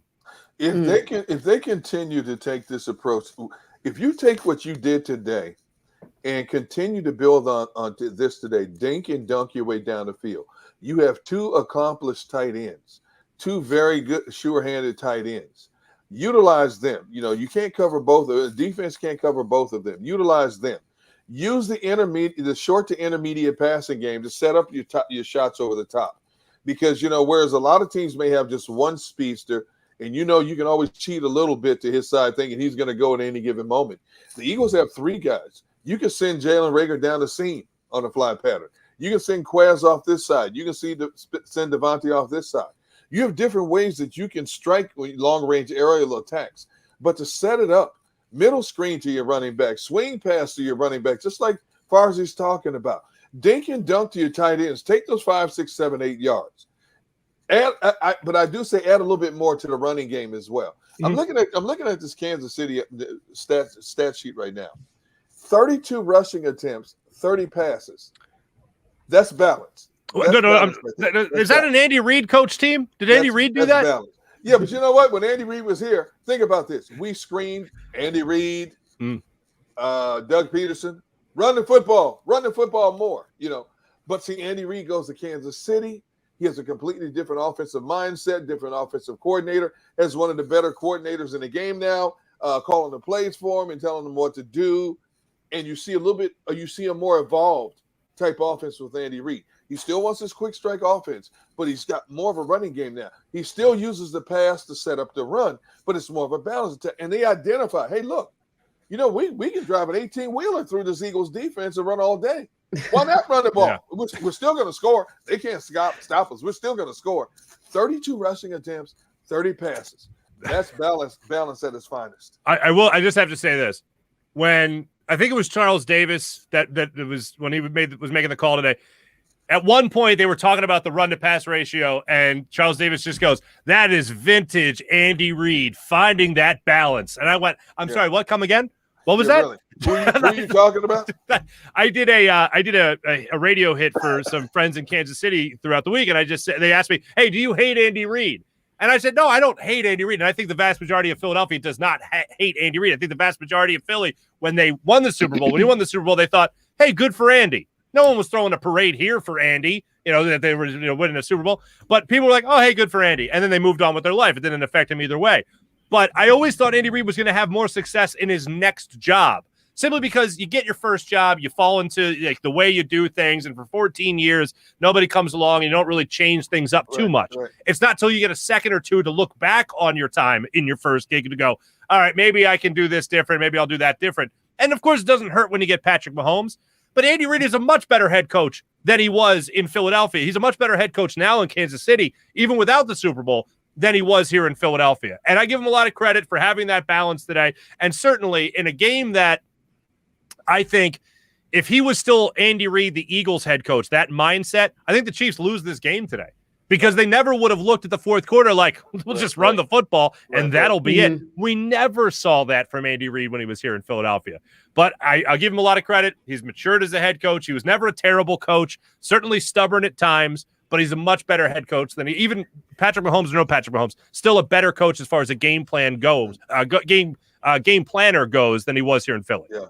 On that note, in terms of Andy Reid play calling, I just have to say, I don't think we touched on this yet, the shovel pass and our defense not making adjustments. What was it, twice? Their first 2 touchdowns, and just no changes were made. And it just like, come on, guys, see it coming. Was it 2? I think it was 2 to the tight end and then 1 to the running back, if it wasn't a mistake. You start how many times can defense fall for this? I mean, really? In the same game. How many times the same game. Same game. The same. Was it the same half too? Like it was just mind blowing. You know, and you know, you're talking about Andy Reid, and as well as I know Andy Reid, you know, it's funny how when he was here in his the latter part of his tenure, people couldn't wait to run him out of town. You know, they wanted to help him pack and get out of town on the fastest jet out of here. And, you know, and at times I talked to Andy Reid after the fact, he would tell you, he said, I knew it was time for me to go. He was like, you know, I'm smart enough to know it was time. He just wore out his welcome here. But since Andy has found that a good measure of success in Kansas City, it's amazing how many people in Philadelphia have gotten back on the Andy Reid bandwagon, congratulating him for winning a Super Bowl, congratulating him on so many different accolades throughout his career. And it's nice to see people really step back and appreciate Andy Reid for who he truly is. Yeah. Now, it's funny, but Andy Reid is going to go down as one of the greatest coaches in the National Football League. I mean, you don't just win 100 games. And kudos to Andy, by the way. You don't win 100 games with 2 different organizations. Nobody else has done that before. So I don't care what you think about Andy Reid personally in terms of, you know, doesn't give the media information, you know, when he steps to the podium. That's deliberate. He doesn't want you to know any more than he wants you to know. But if you know Andy Reid away from a microphone and away from the masses, he's one of the funniest guys that I know. You know, he's got a quick wit. And, you know, he's also a pretty doggone good football coach because even when things are going bad, players want to play for Andy Reid. He can be the grandfather type to him. He can be the father figure type to him. He can also be a big brother, an older big brother, and he can also put a foot in there behind when he has to. Also, and when he it's true. Yeah. And when he yells at guys, you know, a lot of coaches now have to be, and I talk about this all the time. A lot of coaches have to be careful how they coach certain players because they worry about players mentally shutting down. When Andy Reid gets on the players, it makes them focus and play that much better. That's the ultimate respect in a game at its highest level. Yeah, I will say Andy Reid became a much better coach when he started listening to the fans in Philadelphia about running the football. I'm just saying. Saying. That's what he became. That's really when he became a Hall of Fame coach. Okay. No, I mean, here's what I will say. He will be a Hall of Famer. He's going to be a Hall of Famer. I think that goes without saying. You talk about not just winning 100 games. I mean, 100 games with 2 teams is incredible. Taking 2 different teams to a Super Bowl, X amount of AFC championships or NFC championships with 2 different teams. That's pretty incredible for what he's done already. So he's now coached in 3 Super Bowls, winning 1 of them, 2 different teams over that span as well. Yeah, that's pretty impressive to go along with the numbers that he obtained today with 100. But I'll also say this. My opinion of Andy Reid as an Eagles head coach hasn't changed. Like, I've never looked at him and go, I wish Andy was still here. No, I've never, because if he was still here, we'd be looking at the same thing. What was that, Devin? I'm sure people say that because I don't know if that's a Philly thing or just a fan thing in general. Because already today I'm seeing so many, and last week on Monday too, so many. We fired Doug Peterson for this guy, for Nick Sirianni. I miss Doug. Everyone always wants what they don't have. Yeah, that's not different. Yeah. And especially with Andy Reid, because then he goes on to find success in Kansas City. But I agree. I also don't think, like when we talk about discipline, like Deegan, you mentioned Andy Reid wouldn't be afraid to kind of tell players when they messed up. I didn't get that sense from Doug Peterson either. I don't think Doug really disciplined players if they had the most penalties in the league, or I don't know, small things like that I think should be addressed by the coach. No, I agree. It's you know, Doug Peterson is from the Andy Reid coaching tree, but you know, Doug being a lot younger, he had to use certain tactics as well. There's certain players he could get on, And then there are certain players that you have to kind of approach with kid gloves. And it's understandable, because the bottom line is when you're in a 16-game war in a season and it changes week to week, you don't want to have dissension in the locker room. And Doug was such a stickler, as well as Howie and Jeffrey, about having a certain locker room chemistry and camaraderie. Because in a lot of times, that's as big as going out and playing the game itself, is having a group of guys who enjoy playing together. Now, historically, there have been teams that have been successful where players hated each other and some would come to blows, but still would go out there and win games. You never knew about it. But it's a whole different ball game nowadays in a lot of ways. The mindset's a lot different. So, and I understand, Jeffrey and Howie want to build a certain culture. They don't want the outlaws in the locker room. That's why they don't bring in a lot of the bad boys that you see around the National Football League. And I have a lot of respect for that. Now, some people will say, well, he can play on that team and he's a Pro Bowler. Okay, I get that. But if you bring him in here, what is that saying about what you've tried to establish over the last 4, 5, 6 years? What you've told all of us as a fan base and in the media, that we want to have a certain type of player in our locker room. We have a certain standard that we expect for grown men who are being paid 6- and 7-figure incomes to maintain when they come here. We don't want one rebel coming here and unraveling that. They almost had that a while ago when they had a guy named T.O. in the Eagles uniform. He had a great one season, but of course, it was a season with up and down turmoil that caused division. And then the next season, it unraveled to the point Andy Reid said, you know what? You're out. You got to go. You're a great player, but you got to go.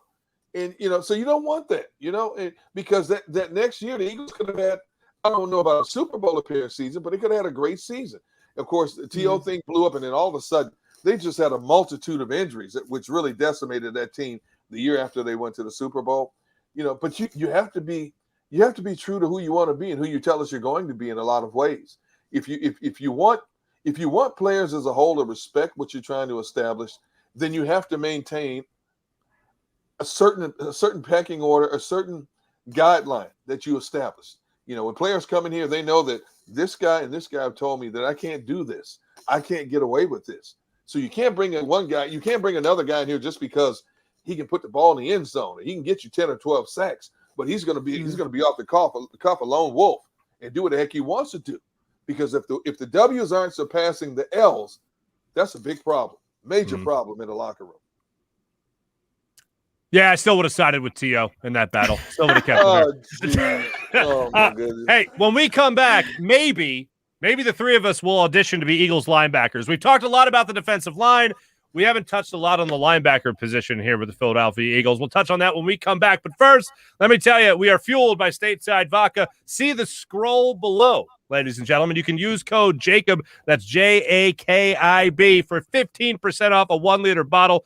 Go to statesidevodka.com. That's statesidevodka.com. Talk about those Eagles linebackers when we come back here on the live postgame show. Go for the midnight dares.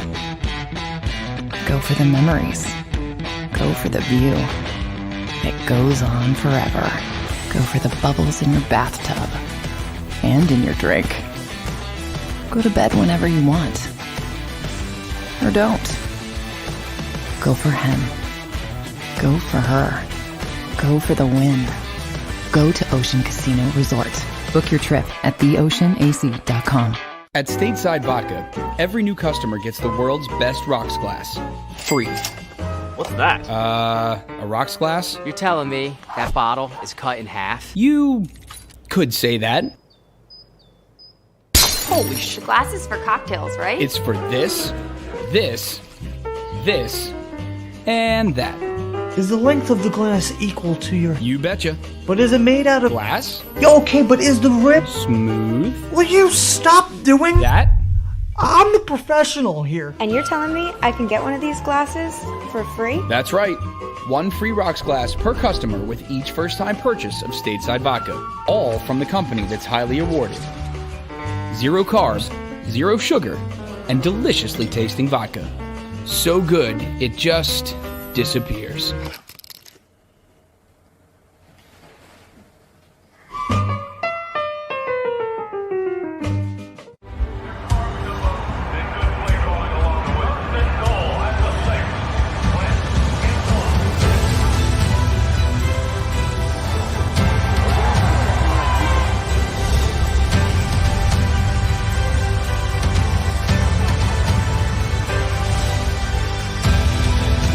field of life, First Trust Bank is there for you.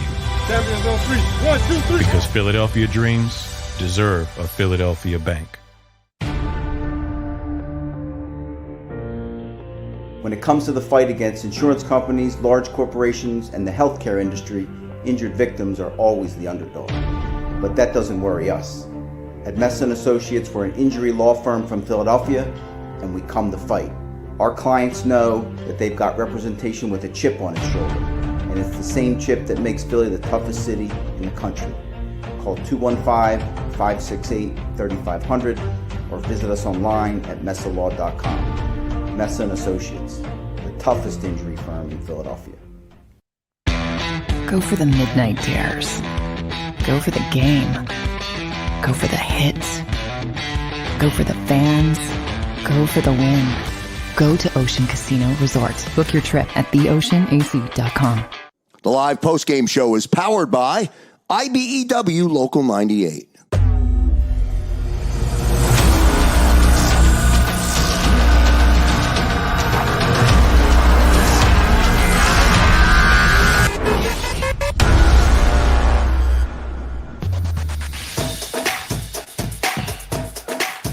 Welcome back. Live post-game show. Mark Farzetta, Derek Gunn, Devin Caney with you following this Eagles 42-30 loss at the hands of the Kansas City Chiefs. Now, I don't know, some of you heard this before. The two things we talk about, if you were to say, I'm sorry. Go ahead. You've definitely heard this before. You've definitely heard this before. All right. So if we're not talking about run-to-pass ratio over the last, let's say, 20 years of Eagles football, what's the other thing we've been crying about, screaming and yelling about for the past 20 years? And maybe it's give or take a couple of years because of some guy named Jeremiah Trotter who was here for a few. Eagles linebackers need to be better than what the Eagles have. I'm a big fan of Alex Singleton. I admire the guy for working his tail off, for becoming an NFL linebacker after being a CFL guy, right? And led the team in, despite not starting out the season, led the team in tackles last year. Eagles still need to be better at the linebacker position. If they're not going to be better than Alex Singleton, they certainly need to be better than a guy like Eric Wilson, for instance.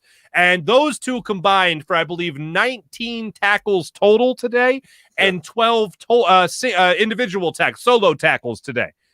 They need somebody better to step up and stop the run closer to the line of scrimmage. We have harped and talked about at length on today's show about the defensive line. Hey, look, we're talking about money, guys, right? Fletcher Cox, make that money. Show why you make that money. We haven't really seen that to start out the season. You could argue certainly one of the worst starts to the season for Fletcher Cox in his entire time here in Philadelphia. When you look at the linebacker position, though, they're not making that money. We all know it's not a valued position. I just wonder, at what point will Jeffrey Lurie or Howie Roseman look at the position and go, okay, maybe we do need to improve on that spot. Maybe instead of investing everything in the defensive line, maybe spend a couple of bucks on the linebacker position as well. What do you think it would take? Because for it to take anything, at least this would be a good start. Seeing what the Kansas City Chiefs were able to do to the middle of your defense in this particular game, which was control the ball in the second half, control the clock in the second half, certainly be able to control the pace of play throughout the game based on their running attack. If you're not going to value it offensively, at some point we at least look at it defensively and say, oh, we need to stop that. And the best way to do that is to get a playmaking linebacker in here.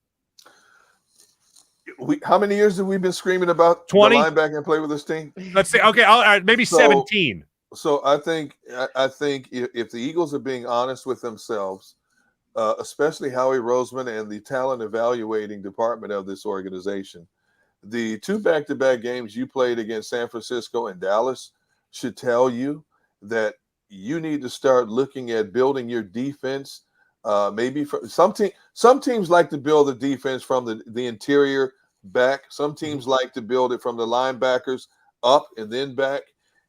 You need to start looking seriously at the linebacking play, because I look at a kid named Micah Parsons who plays for the Dallas Cowboys, and he's playing with a guy named Leighton Vander Esch, and they're playing with another guy named Jalen Smith. I think at some point, you have to understand that when it's not happening for your D linemen, that linebackers make a lot of things happen, both in defending the pass and defending the run. And you can't just keep putting out these bargain basement type linebackers. Sometimes you got to go to Saks Fifth Avenue to get your linebacker instead of Kmart. I hate to say that, but it's true. You got to get that designer linebacker. But Howie Roseman doesn't like designer. He likes the bargain. No, I mean, that's seriously. the issue. I mean, at some point, somebody's got to hit this man upside the head and say, look, there are linebackers that make plays in the National Football League. You need to find some. Recent years, look at how many linebackers they passed in the draft who are excelling in other teams, in Baltimore's, the San Francisco's, the Carolinas, Tennessee. I mean, you got to find somebody, man. Oh, by the way, we're talking about running the football. So I just looked up another stat. The Eagles' next opponent, Carolina, which was so stout up until today, Dallas freight trained Carolina for 245 yards rushing. Dallas ran the ball for 34 carries, 245 yards. Again, an opportunity for this Eagles team. You're going down in a hostile environment. You're going to be in a dogfight because now Carolina's licking its wounds and run the football. Dallas is giving you a blueprint. You may not do exactly what Dallas does. Okay, you don't have the combination of Ezekiel Elliott and Tony Pollard, but you do have a pretty good combination of Miles Sanders and Kenneth Gainwell. And oh, by the way, some guy named Boston Scott, if you ever give him a chance to run the football again, run the football. Formulate a game plan around running the football down there because Carolina's coming out with brass knuckles next week. And if you can't stand up toe-to-toe with this team down, it's going to be another long day for you. I'm tired of sitting here already talking about the negativisms of what this Philadelphia Eagles team. I want to talk about another win. I need a win somewhere. Oh, yeah. You know what? I'm depressed right now. When I'm done with this show, I'm going to eat my way out of depression. I thought you were going to come over to my place and we'd share a couple of these bottles, my friend. I know. I thought you were going to say you were going to drink some vodka, but eating works too. Yes, good. I've got some great food just waiting for me. So I'm going to eat my depression away. You know what, Gunnar? Let me ask you this. All right. Yes. And Devin, I want you to answer this too, and I'll jump in as well. Let's go down the positive route for a second here. What do you feel good about after this game? What do you feel good now? Before we end the show, being real and taking away the game ball as we like to do after a loss. Right. Who are you giving game balls to? What do you feel good about after this game? I feel good about the play of Jalen Hurts coming off of the way he played on Monday night. Now, he still missed some wide open receivers that could have changed the complexion of the game. Sure. I feel really good about a patched up offensive line that was switched up and down at the last minute and held its own. I feel good about these young receivers making plays. And I feel good about Nick Sirianni's overall game calling today, for the most part. Okay. There was a couple right there. Devin, there was a couple there. Any you want to echo or a new one? What do you got? Yeah, so I echo your Jalen Hurts was good, especially compared to Monday. Right. Makeshift offensive line, big surprisingly good. Devontae Smith. Yes. And Dallas Goedert, I have to shout out as two bright spots for me in this game. My Gunnar, you mentioned this one, but it definitely goes down to game planning with Nick Sirianni. I mean, we talk about play calling itself, but as far as the game plan went, everything was around the line of scrimmage. They were staying in the comfort zone of their quarterback. I felt like even if they weren't running the ball, there were things close to the line of scrimmage where for a makeshift offensive line, to use that phrase again, we should have given like a donation away every time we use the word makeshift. But every time they use that offensive line, it was quick plays. It was quick throws. It was thud and done, similar to runs.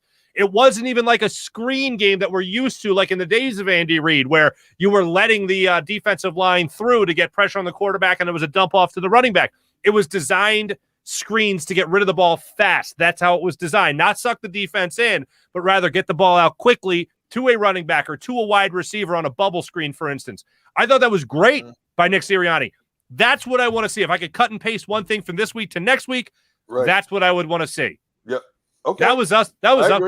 That was us being optimistic. Look at us. Yeah. One more positive that someone just pointed out in the comments, and that is, I know after a few of our preseason games, I pointed out that Jake Elliott seems to have gotten his groove back. Remember last year it was touch and go there for a while with him. You never know all about Jake. It was gonna make it in. That's right. He's been pretty good. He's been pretty solid. So have to shout him out.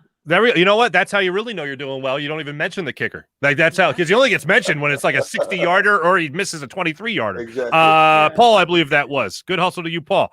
All right, now let's be real. Who wants first dibs? Who wants to go? Who are you taking a game ball away from? Who is most disappointing today? When you look at this game, 42-3, Eagles lose to the Kansas City Chiefs. Most disappointing. Wait, you said 42-3? So 42-30. Yeah, that was a different game. It felt like 42. No, it didn't. No, 42-30. Eagles lose. Who are you taking the ball away from? Devin. Me first? Yes. Jonathan Gannon. I'm concerned with him. I'm concerned with our defense. They are playing like tissue paper. It's just because at first I'm like, is Dallas's offense this good, or is it Zeke? Like I kept trying to find excuses, which it seems like the Eagles coaching staff is doing in all of their post-game pressers every time they're asked about it.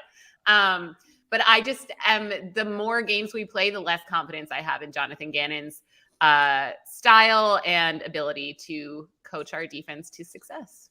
Gotcha. Gunner, who you got? The whole dang defense. I'm taking away the game ball, their lunch money, their free time privileges. I'm taking away the ice bath privileges in practice.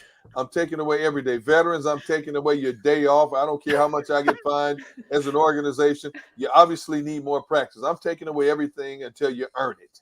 All right. So the entire defense, I'm focusing on that one guy that we mentioned a lot today. Fletcher Cox got to make that money. You know why linebackers ain't getting paid? You know why they're not going out there looking at linebackers? Because they're looking at you, Fletcher Cox. They're looking at you, big money guy. Be the difference maker. Not at all a difference maker today or really for the first, 4 weeks of the season. He had a touchdown last week against Dallas. The ball fell in his hands. Congrats. How about being that overall pressure guy that we've been counting on you to be? Need to see that going forward. He's that good. I know he's that good. Just need to see it a little bit more consistently. And maybe once it starts this year, keep it consistent. You two are becoming more and more like me every week. I'm loving this. I'm enjoying this. This is I'm getting misty-eyed here. The only difference, Gunner, if we ever learn to barbecue with like you, we'll be sharing the ribs that we make. That's the only difference. Yeah. Valid point. For Devin Caney, for Derek Gunn, my name is Mark Farzetta. Thank you so much for joining us during the live post-game show today, although it was not the experience that we wanted because the Eagles took the loss, once again, 42-30.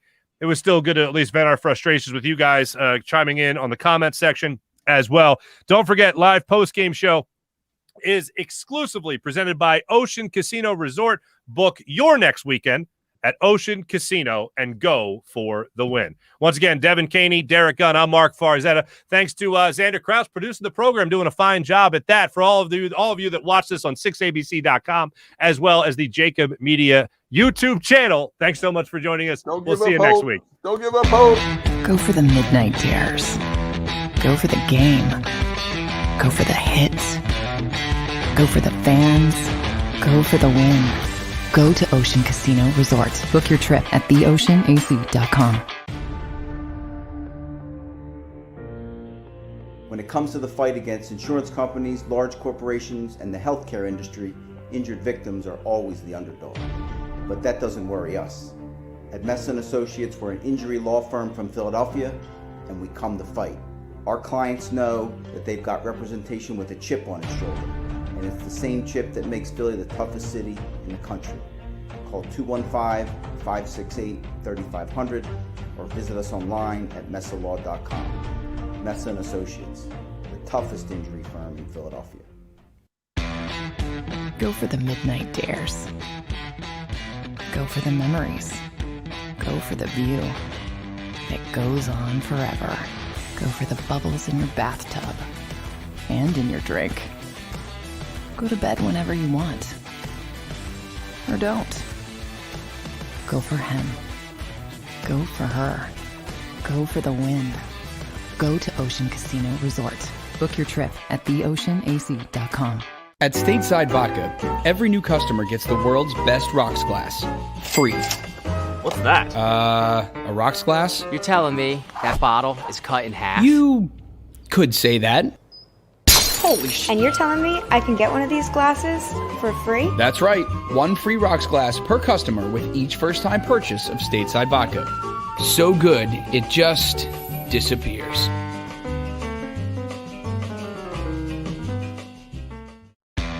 Go for the midnight dares. Go for the game. Go for the hits. Go for the fans. Go for the win. Go to Ocean Casino Resort. Book your trip at theoceanac.com. The live postgame show is powered by IBEW Local 98.